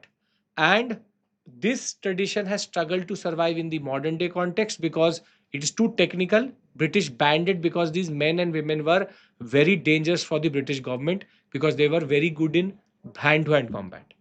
Has multiple forms of poses, now has become integrated into a fitness industry, and therefore now Kalripat is making a comeback. Then you have Silambam, Tamil Nadu. This is basically the precursor to fencing in the form of stick based understanding. Now has become a federation based, you can say, sport in Tamil Nadu. Silamban is now remembered as a very important stick fighting tradition made into a sport. Tamil Nadu is trying to revive it and has different forms of actions based on different forms of animals. Thereafter, Thangta Saritsarak, Manipur, again very important. Thangka is a painting tradition. Thangta is a martial arts tradition. Saritsarak is the unarmed form of it. One of the best preserved martial arts tradition because it was very quickly made into a federation sport in Manipur, and it was used by the Meitei community against the British when they had entered into this sector. Now it is a proper sport in the state itself. That is why Thangta Saritsarak has become a very good example of how to preserve our history and our martial arts. Thoda comes from Himachal Pradesh. Thoda basically is bow and arrow, but you can't just kill a person through the arrow. So they remove the arrow and put a small wooden piece in front of it, which is called thoda. So thoda basically is done every Baisakhi. It is again now a sport. There's a small wooden piece in the end. It is about scoring points, again made into a sport because of the irrelevance of martial arts tradition in a world where automation and unarmed combat is more important. Katka must have seen in some form of what we call as either in your college or as part of some festival, which is from Punjab, a very beautiful tradition. The nihangs and the way this is produced and is protected is by putting it as part of the Khalsa tradition. Very popular, very well represented, armed, unarmed, again represented in beautiful fashion across different festivals in Punjab and even in colleges. Uh, Komal, we'll do that. We'll do that. Don't worry. We'll do that. I also understand your concern. Fully do that.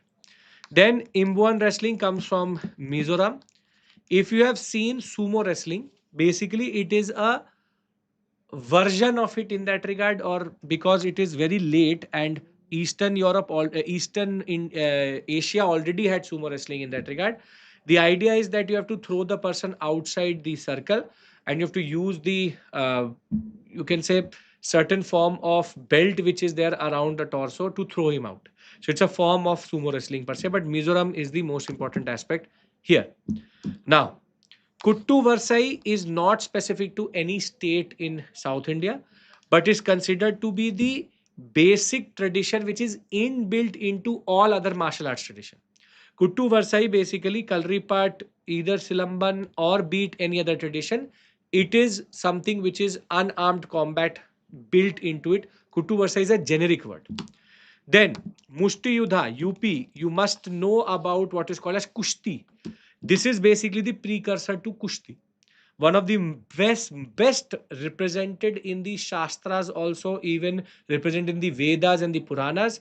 Mushti Yudha is something which has a very old history and with regards to its development has now become into Kushti and the Pehlwani tradition in UP. Then Parikanda is from Bihar and now is absorbed into what is called as the Chao tradition.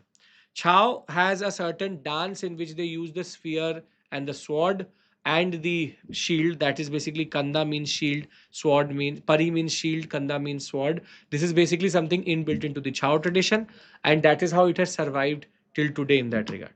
So these are the martial arts traditions. Now I want to point out something to everybody. This is not a very big list, not a very difficult list to remember. It's just about noting them down in one space or having them on one map and remembering the states. ये difficult नहीं है. A lot of students make a task out of art and culture. If you say, sir, no, sir, it is too much to remember. When I asked you to remember forests, you did not say anything. When I asked you to remember the concept of uh, rivers, you did not say anything. Left bank, right bank, you remember everything. You remember even the left bank, right bank tributaries of other countries' rivers, which don't really matter. You remember even the geography of other countries.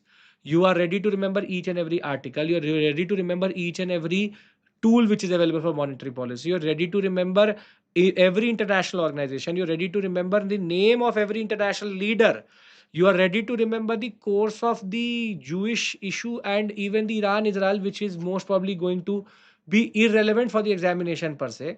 You are ready to remember a lot of things. NH, you will be ready to remember everything. तो मैंने martial art theatre बोल दिया तो फिर एकदम से what happens when I'm saying that you have to just remember 5, 10, 15 every basically in a systematic manner. What is the issue?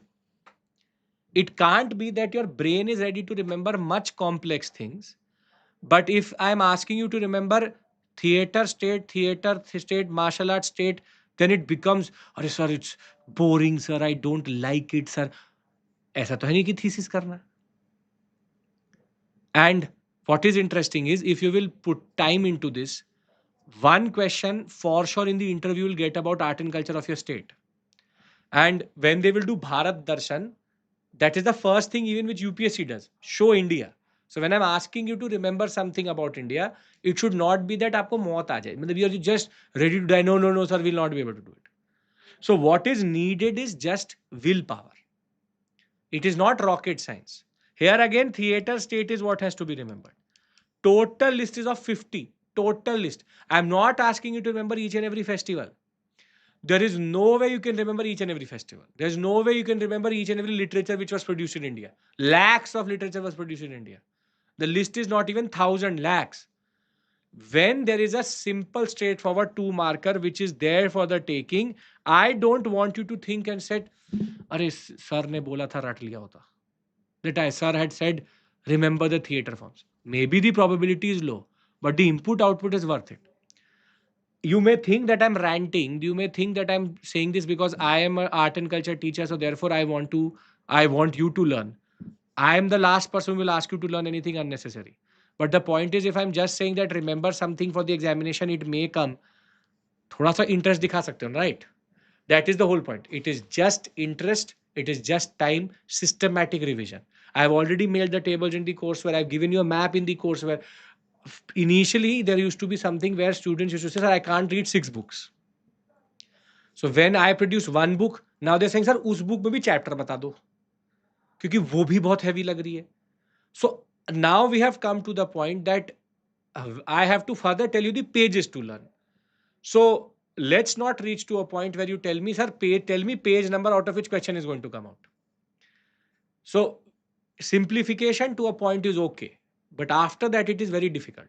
And if you know me, you would know that I'm the last person who is going to ask you to remember everything, because I put myself in your position and think how much time can a candidate give for certain things. So coming back to this theater state, martial art, puppetry, dance, same concepts. Now theater state. Okay. The first is Bhavai. Bhavai, Gujarat, Rajasthan. Either of them is going to come in the examination. Either of them is going to come is correct. But if both are there, it has to be dropped. UPSC drops questions. So Bhavai, coming out of the very beautiful tradition of Gujarat and Rajasthan, the costume is also defined by it. I'm showing you these images so that you can develop a visual memory. That is the whole point here. Some form of visual memory I'm trying to impart into your understanding. Then you have Nautanki from UP, the you can say one of the oldest traditions in that regard. This is not for devotional purposes, it is for satire and very well known to tell you the problems which in turn the society faces. Andher Nagari Chaupat Raja, one of the well known in that regard, Nautanki coming from UP. Then Ras Leela, Uttar Pradesh, Mathura being the origin of of this concept itself. For some reason, Nitin Singhania says Ras Leela, older edition used to say Gujarat, but Ras Leela has to come from UP, Mathura Vrindavan tradition, the way Lord Krishna, in a way, had his own ways of telling people how to perform and how to do bhakti in that regard. Then Band Pater comes from the UT of Jammu and Kashmir, specifically Kashmir, and very important that way because this is the only tradition which captures the lives of the farming community in a space where nomadic communities are quite a lot. The farming community of Kashmir per se. Band Pater again very important. UPSC can ask a question directly from this area. Swang, Punjab and Haryana, known for a lyrical tradition. Lyrical tradition means a lot of singing, dancing, and a proper classical dance troupe is, or to what we call as group, is always a part of Swang in that regard. Munch, coming from MP, it's march is basically a play of munch. Munch means platform or stage, and it is known for its again music, dance, drama, gives a lot of employment to people. The iconic MP saris and the way their women sing the dialogues itself is very, very interesting and important. Ankainat, Assam, it is considered to be an offshoot of the Satariya dance and has different forms across different sectors, has a very interesting way of switching from Sanskrit to Brajboli or Assamese in narration. This is again Ramayan Mahabharat being represented in different forms in Ankainat. Then this was in the news recently. Dasavatar Goa. The 10 avatars of Lord Vishnu are represented in a proper theatrical form. Beautiful tradition coming out of a Portuguese space, a Christian space, which is Goa.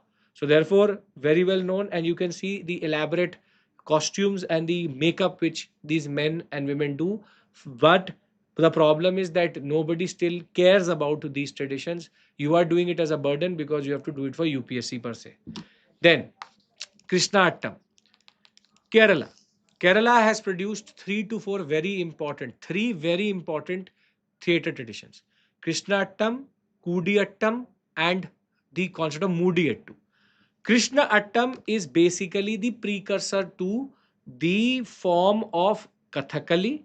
Krishna Attam means the stories of Lord Krishna. And if you look at it, you will understand that the whole headgear, the whole costume is very close to Kathakali. Same way, you have Yakshagana, Karnataka, very important tradition coming out of Karnataka. Uh, this tradition is known for its very beautiful, you can say, costumes, headgear, and the Jakaluvaru community of Karnataka performs this, was given a lot of heed during the Vijayanagara period. Then Therakothu, coming from Tamil Nadu, again the amount of effort which goes into this very specific tradition which happens in a specific period in Tamil Nadu. Look at the headgear, look at the way in which they perform these different traditions. Again, on a different level altogether. Nobody really cares, but these men and women are keeping these traditions intact so as to make sure that India's very rich cultural history does not go down the drain. Then Kudiyattam, Sanskritic theatre from Kerala. This is again a tradition which is in the UNESCO Intangible Heritage List. Kudiyattam again very close to costume and understanding, but in Kerala, Sanskrit theatre tradition. That is why it is considered to be a very important intangible heritage of India in that regard.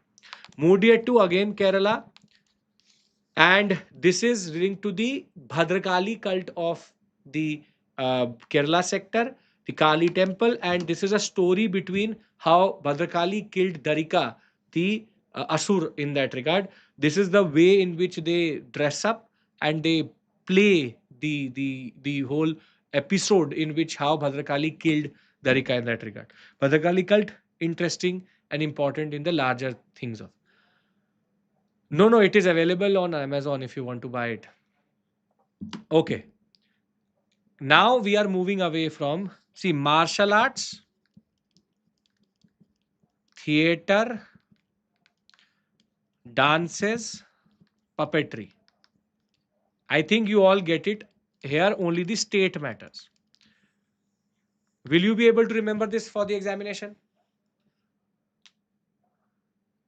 Riari, you can find it on Amazon. Just write my name and write history. It will automatically come. You will be able to manage this systematically cover कर लोगे कोई issue तो नहीं है yes sir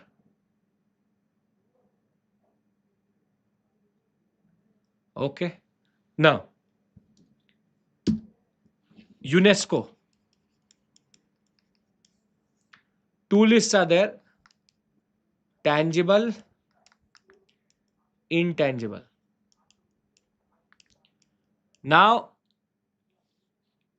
we only need to remember the dances yeah eight classical dances you can remember that folk dances whatever is in the current affairs now UNESCO tangible there is no way you can remember all because it's a long list starting from Agra Fort to Ajanta to Ellora to Taj Mahal to Mahabalipuram to Sun Temple to Kaziranga to Kaladev to Manas to Goa to Fatehpur Sikri to Hampi to Khajuraho to Elephanta Caves to Tamil Nadu Chola period, Padakkal, Sundarbans, Nanda Devi rather, Buddha, Sachi, Humayun's tomb.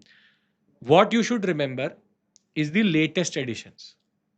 So you have one of for the because of COVID there was a change. So in 2021 it was Dholavira, the only Indian Harappan site to have UNESCO tangible heritage tag. Shanti Niketan and Hoysaleshwara were added after 1 year delay. In 2024 the latest edition was Charadev Maidams. But the latest edition, if you remember, I've done this in multiple cases. Latest site to be added to representative list is Maratha military landscape. I've done this multiple times over multiple platforms, be it UCAN, be it Marathon, be it Current Affairs. Remember that these 12 forts, Gingi being the only one in Tamil Nadu, and their unique points have to be remembered for the examination. If UPSC is going to ask a question, it is most probably going to be out of this area only, which is Maratha military landscape. Lot of questions can be made and can be asked per se because each of these have their own unique features, from some being island forts to some being island plateau, some being island being hill, being coastal. So it's very interesting that they can ask questions. I have done this multiple times, but I put this into this PPT so that you have a consolidated resource for that. Now, when it comes to intangible list needs to be remembered because it's a shorter list and it's interesting also. Meaning here it's a small list, so therefore it is an expectation from you to remember the whole list. So what you should remember, for example, Buddhist chanting Ladakh. This is standard which can come. Kalbelia Rajasthan. Chao dance Jharkhand, West Bengal, Odisha. Kudiyattam Kerala. So Kudiyattam, Ladakh Buddhist chanting, and Kalbeli. This has to be remembered, along with Kumbh Mela, which is in not one state but three, four different locations. Then Navroz, no specific state, Mudiyattu Kerala, Ramlila UP, meaning the ones which have states, you should remember the states. Thereafter, Chhau, Moody at 2, Raman, Himachal Pradesh, rather Uttarakhand, sorry, Uttarakhand, which is Salar Dungra festival, and Sankirtana, which is Manipur. This is again a short list. Kudiyattam, Pavan, whatever you want to say stands. Kudiyattam, same. Then Thateras of Jandela Guru, Punjab. Punjab, yoga is no specific state. Vedic chanting, no specific state. Then, this is the Thateras of Jandela Guru. Kumbh Mela, remember that Haridwar, Ujjain, Nasik, Prayagraj. 4 locations. You should remember the 4 locations. Kumbh Mela, Durga Puja, Garba. This the last major edition in which UPSC asked a question was for Garba. But which is the latest edition under UNESCO intangible now? Please tell me. You know the answer. I've done it multiple times again. Latest edition of 2025 UNESCO intangible heritage. Very good. Deepavali. Diwali or Deepavali has been added into as the latest edition in the 2025 round of representative list of intangible cultural heritage of India. It supports SDG 1, 3, 5 and 11. That is why it has been added. So again, nothing out of the box. I hope it is sorted. Yes or no? You have to remember Maratha military landscape, Deepavali. You may be thinking, sir, is this enough? Yes. Itna hi ratna hai. Don't have to do a thesis on Moodiyattu, Kudiyattam. You just have to remember states. That is the bare minimum asking from you. As it is, if they ask more than this, you will not be able to answer. So please do your foundational understanding based preparation. After that, leave it to UPSC. Because you know very well when it will come to UPSC making you not answer a question, then they will give you a question which you can't answer. अगर औकात दिखाना होगा तो बहुत अच्छे से दिखाएंगे. So very simply, foundational understanding sometimes helps you solve other questions. So very simply, this is the bare minimum base you create, learn, go into the examination, use this to eliminate and use your foundational understanding to get the answers to questions. If there is a easy or moderate question out of this area, you should be able to solve it. Difficult question as it is, nobody will be able to do it without a Google because without using maybe an AI or Google per se, right? Can I talk about GI now? Last push. There are 2 important topics which I will do in this story. GI, 6 schools of philosophy. I'll tell you how to differentiate between them, and this may help you in the larger scheme of things because a lot of students get confused between 6 schools of philosophy, right? Now see, GI is pure current affairs. Pure current affairs. There's nothing I can really do about it. I have given you a list. There are 1 list and there's 2 lists which I've given you in 2 marathons. Yes, Aman, perfect. So geographical indications, what I wanted to discuss with you is what are the different, you can say, legislations and conventions which are behind GI. Everybody knows about TRIPS, which is trade related intellectual property rights, and how patent, trademark, copyright and the concept of registered works. We've discussed this again multiple times. But I want to point out that within TRIPS itself, there are 2 types of GI. One is called protected GI, PGI, and the other one is called protected destination of origin, PDO. In India, there is only PGI, which is that the product gets a GI tag for its geographical origin and characteristic. The destination per se does not get the GI, rather the product gets the GI. So PDO is not there in India, PGI is in India. At the same point of time, there are 3 conventions which deal with the GI concept. One is called Paris Convention, the other one is called Lisbon System, and the third one is called Madrid System. Paris Convention 1883, 1953, 58, and Madrid basically create an additional system in which TRIPS based GI works. And in India, the way GI is applied is through the Geographical Indications of Goods Protection Act of 1999. This is important. Ministry of Commerce and Industry, which department? DPIIT, which is Industry and Internal Trade. And it is given for initially 10 years, can be renewed indefinitely. And remember that the punitive action under GI is not very, very stringent per se. Not very stringent, but is there. You can be reprimanded. You may be asked to change the packaging of your product. So this is basically the static portion of GI, which I discuss again in a scattered fashion, either in UK and either in here and there. Now I want to put it in one space with regards to GI. Then we have a topic which tends to trouble a lot of students, which is 6 schools of philosophy.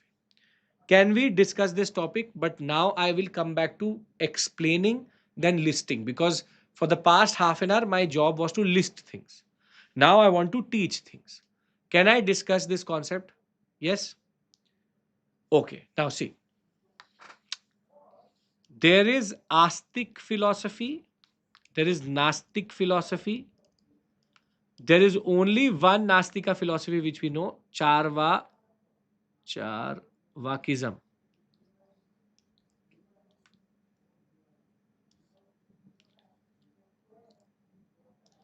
I don't know how I can use Charvakism. Right? Astic philosophy, there are 6. There are 6. Right? Now, it's what teach you something. 6 schools of philosophy can be divided into 2. Dvaita, Advaita. Dvaita is basically Sankhya or Samkhya, whatever you want to call it, Vaisheshika, Yoga, and Nyaya. Advaita is Purv Mimamsa and Vedanta or Uttar Mimamsa. Right? Now, first, what is this differentiation between Dvaita and Advaita? Dvaita says that reality is of 2 parts, Purusha, Prakriti, physical, metaphysical. All these 3, 4 believe in this fact that reality as you see around you can be divided into 2 parts. Dvaita talks about Prakriti and Purusha, physical and metaphysical. When they meet together, they produce Jiva, which is you and me, organism. Advaita says that everything which you see around you is an illusion and the only truth is God, which is Brahma or Brahmana. The idea is very simple. Maya, Mo, all which is around you, all this UPSC and all in your dream is just an illusion.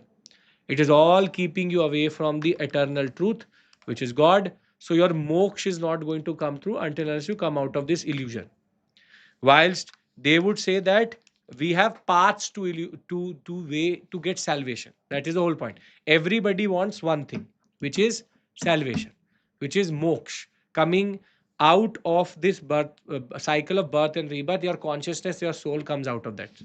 Now, where students get confused is how are the Dvaita and Advaita different from each other? Rather, the 4 and the 3, how are they different from each other? See, Sankhya, Yoga, Vaisheshika, and Nyaya. Basically, see, Sankhya, Yoga, Vaisheshika, Nyaya, point of convergence is what? Point of convergence is they are all Dvaita. But Sankhya says my path to salvation is real knowledge which is through senses, which is through experience. Sensory knowledge, as it is called. That whatever I see through my senses, I take into consideration that, and that is where I understand what is the reality. Vaisheshika and Nyaya also talk about knowledge. But Vaisheshika says that the knowledge that Prakriti is not a monolith, but made out of tattvas, elements which together constitute the Prakriti, is the way to salvation. Atomic school, as it is called, which is there are certain tattvas, they all come together to give some form of attribution to other things, and therefore, if you understand this reality, the day you understand that there are tattvas, you are going to get salvation. Nyaya says that both of them are fools because there is a difference between right knowledge and wrong knowledge. And the way to get salvation is right knowledge. Ignorance leads to wrong knowledge.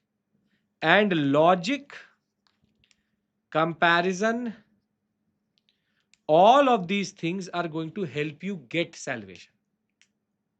So Nyaya is basically logical school, the concept of right and wrong. That is why Nyaya is about justice. And Vaisheshika and Sankhya, all three are knowledge, real knowledge, elemental knowledge, and the concept of right knowledge.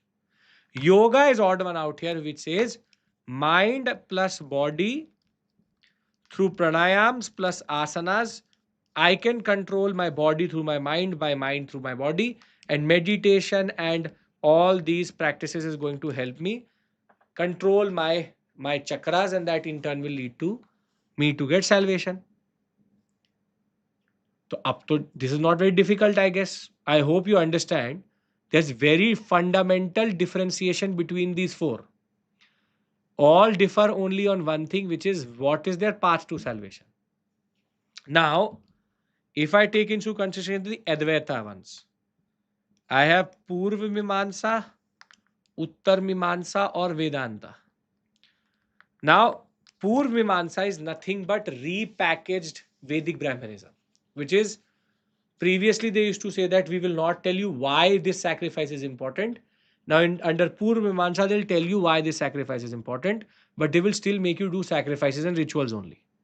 The idea was you have to keep Vedic Brahmanism relevant, and we are trying to keep that only in that regard. So, it's Vedic sacrifices still very, very important. Uttar Mimamsa Vedanta became disgusted by the way Purva Mimamsa was arguing, and Vedanta meaning they moved away from the Vedas to the Upanishads. Vedo ka ant Vedant, Vedanta. Upanishads basically are the philosophical interpretation of Vedas, and therefore now the aspect of it's a mixture of all. It talks about meditation also, it talks about spirituality also, it talks about application of knowledge also. And within Vedanta, there are two very major streams here. One by Shankaradeva or Shankaracharya, and the other one by Ramanuja. This is called Advaita. And this is called Vishisht Advaita. Advaita says that there is only one God, everything is just an illusion. There is no characteristic of God. God is eternal truth. Ramanuja says that no, we all are attributes of God, meaning we all are basically extension of God's existence. Prakriti is not a denial of reality. Reality is also a feature which God produces. And this is basically the difference between these six. Charvakism is the most chill, which is YOLO. You only live once. What's this obsession with death? Let's lok yata, that is called, that let's live life to the fullest in this lok. Well, let's forget about the parlok.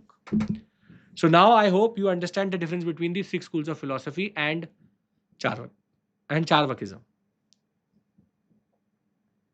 Simplest way I have told you. In a lot of books, a lot of terms, these, pranayam, these, that, a lot of things are given. I've given you the core gist of this topic. It should not be very difficult to understand per se. Yes, sir. Very good. चलो ये भी problem sort out हो गया. Very good. Now, Sankhya Yoga, I've added everything here also so that you can learn. Now comes a simple topic which students make a task out of it. Numismatics. Right? Numismatics. Here there are certain facts which are relevant for prelims. First currency of India, punch marked coins. Which period? 6th century BC.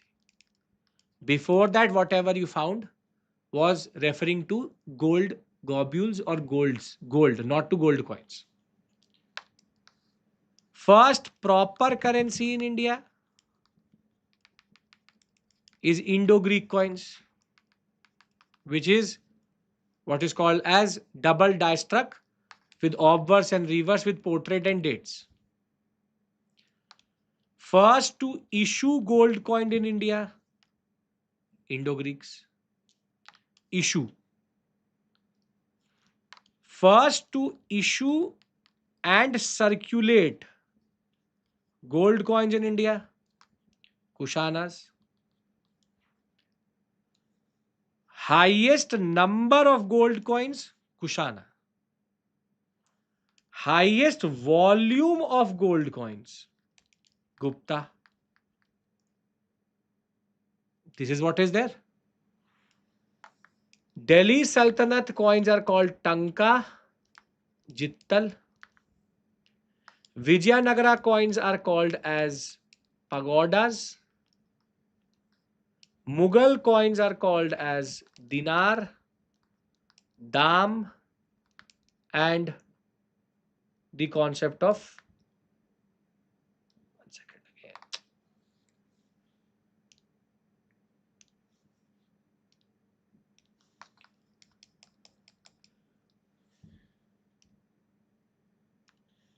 dinar, rupiah, dam.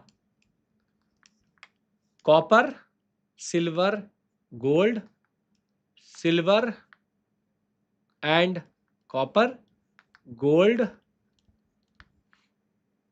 Simple. This is the topic. The UPSC asked Fanam, which was a transitionary coin in the early modern period.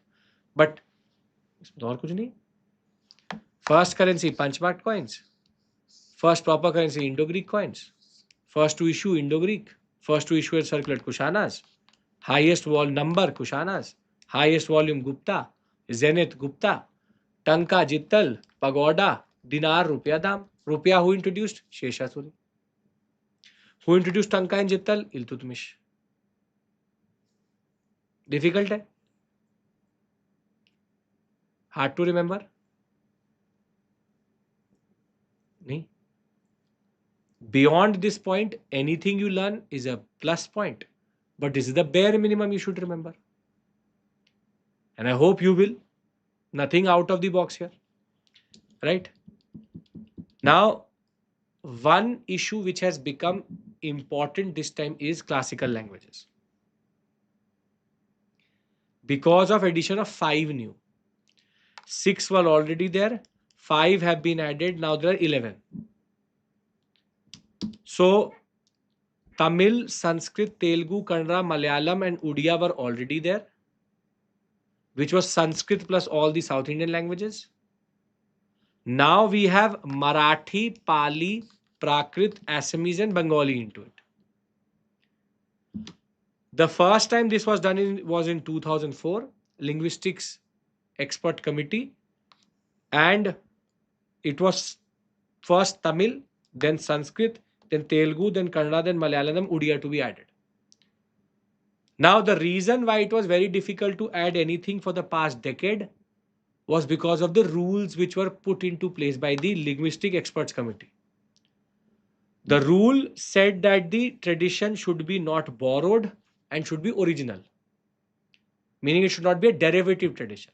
That is why most of the languages of India got rejected.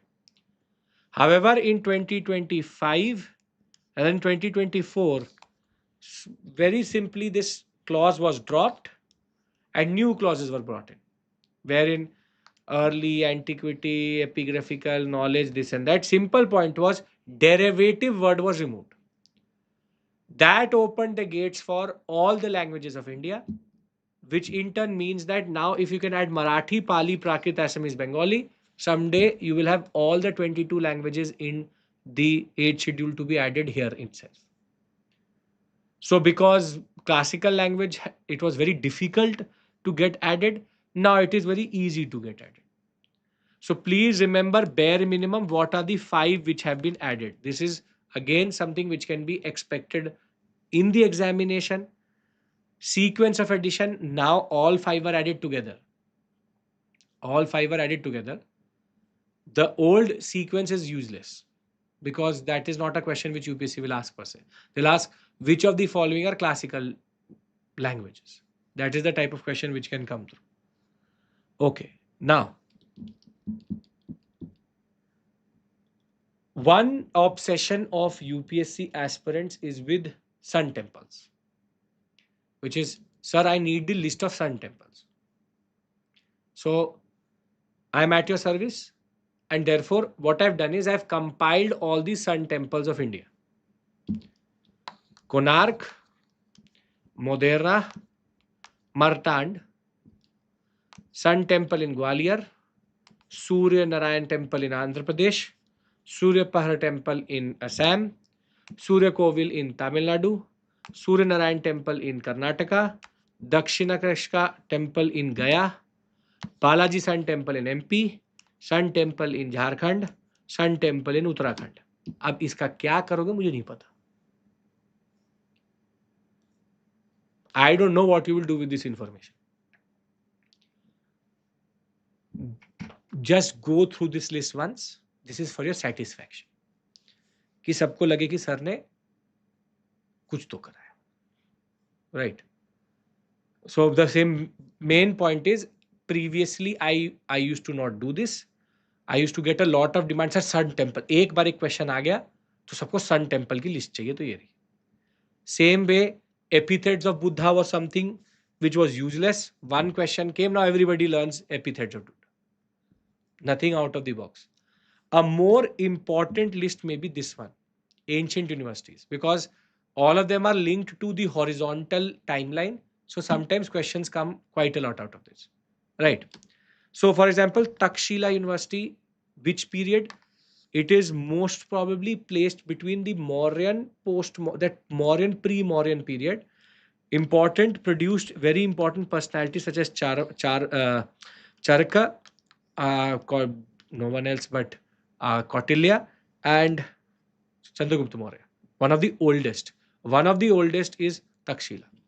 Then Nalanda, very important, Kumar Gupta, Buddhist learning. It is a learning of Mahayanic Buddhism. And Itsing, Huansang, all visited it. At a given point of time was a very big university destroyed by Bakhtiyar Khilji. As along with that, it is Vikramshila University. Kerala, see, the point is this is, you don't remember the sun temples, but these are easy to remember. Vikramshila, Nalanda.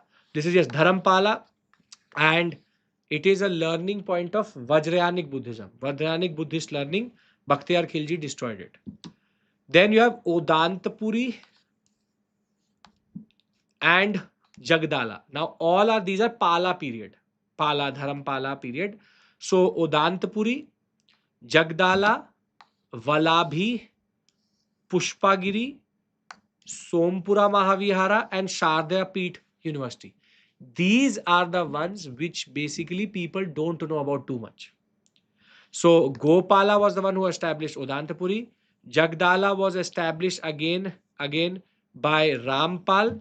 Then you have Valabhi University, Hinayanic Buddhist learning, Maitraka dynasty. Pushpagiri is again Kalinga, Odisha, modern day. This Lalitagiri, Ratnagiri, Udaygiri. This was in the news because this has been added into the tangible tentative list. Then Sompura Mahavihara, important because today it is now in in Bangladesh, and in Kashmir you have Sharda Peeth University. Again, you must be thinking, sir, why are you giving this information? See, sometimes these things are very scattered online. I am giving you this information because ancient universities is something which UPSC has asked, can ask, and is rewarding per se with regards to input output. So there can be a question out of this. I have collated everything here and given it to you. That is the whole point here, right? Similarly, before I do foreign travelers, I want to discuss, this is the last topic. I want to discuss two things with you. One is music, right? Up music, there are two things which you should understand. Hindustani, Carnatic, difference, major difference, improvisation, elaboration, and changes can be done in Hindustani. Carnatic music is very, very rigid. 6 rags, 72 mela kartas in Hindustani and Carnatic. And in Hindustani, there's something called the Gharana system, which is apprenticeship system in which you can have sub-genres in that regard, which is Gwalior Ghanara, Patiala Gharana. The idea is that certain people can have certain ways of teaching, and that in turn becomes a school, which is called Gharana. There are a lot of subtypes of Hindustani music, Khayal, Thumri, Dhrupad and all, but Carnatic music, it's intact, which is one tradition, very grand tradition. And what is common to both would be the use of, for example, the flute, or the way they emphasize on discipline. At the same point of time, the difference would be tabla, mridangam. If you are learning about each and every gharana, if you're learning the personality names, that should be secondary in your list of things which you are going to do. Purely secondary. Because the first set is basic differentiation. We have not seen a question out of music till this point. Music is again an area which you should know for interview, because the folk music tradition and the musical traditions out of your state matter.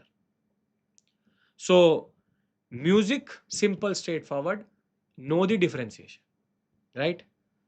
Now, when we come to foreign travelers, there was once a question which came about Nunis. देखा होगा ना question. Once a question came about Nunis.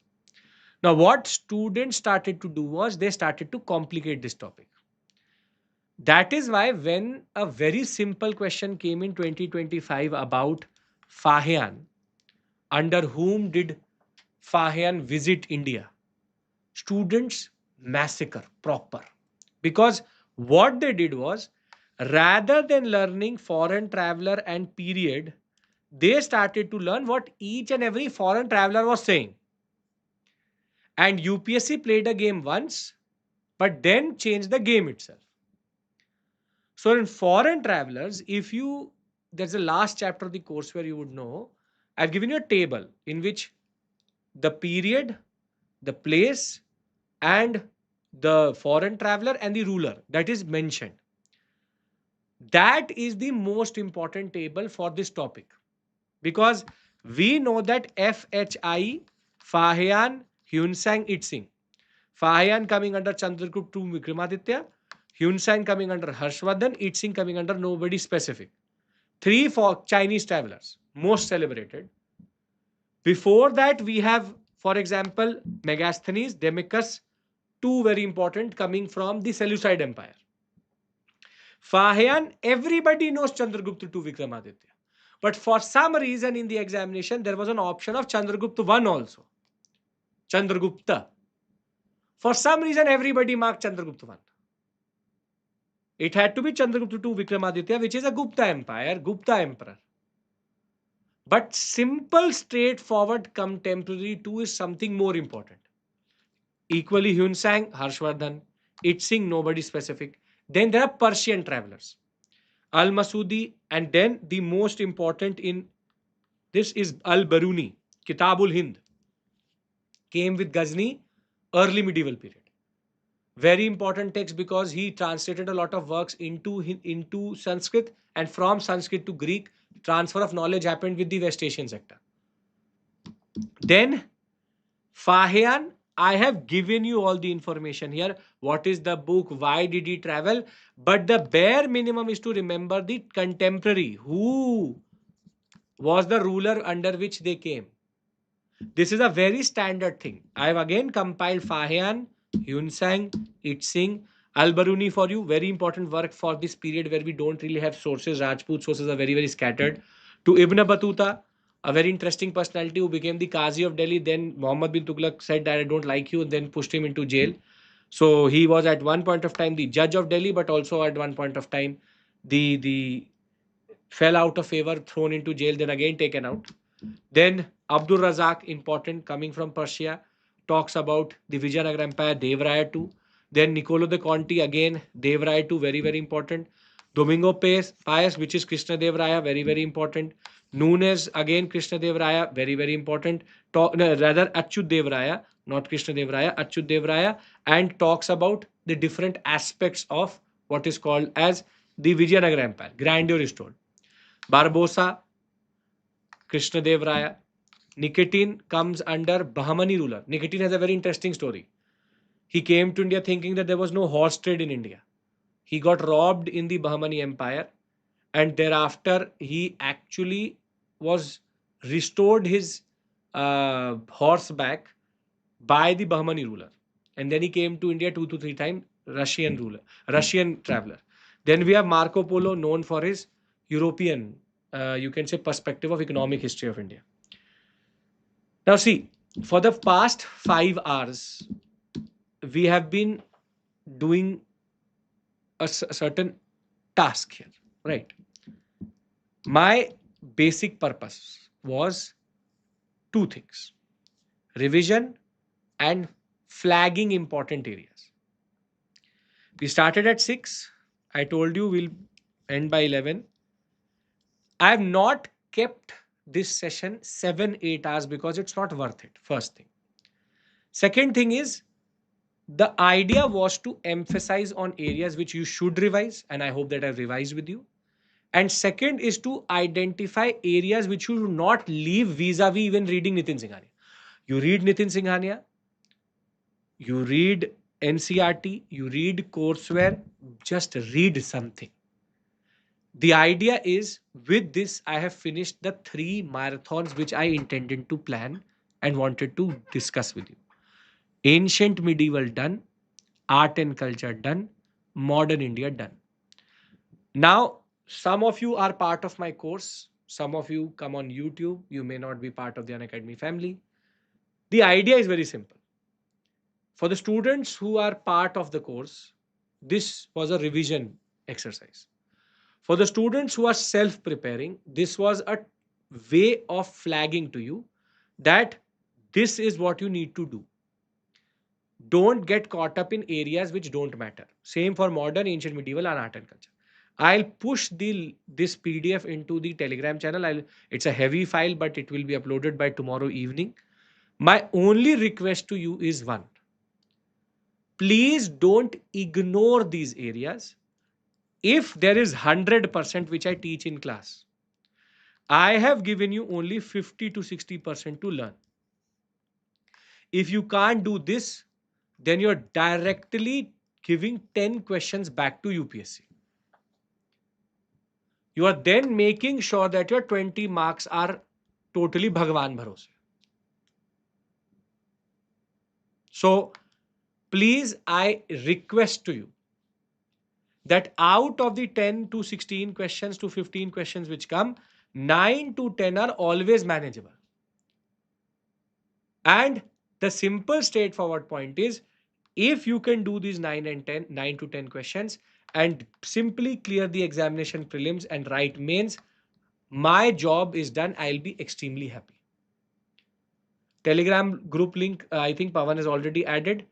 My basic request to you is, please, this is the bare minimum which you can do, and please do. So with this, I'll end this session. I will see you on 19th and 20th for CNA. And I hope that most of you will join me for the 4 p.m. sessions I'm taking, special sessions I'm taking on the Unacademy app. which is revision through question series. Every day I'm practicing 10 questions with you so that we can learn and revise through questions also. If you have not been a part of it, I really encourage you to be there.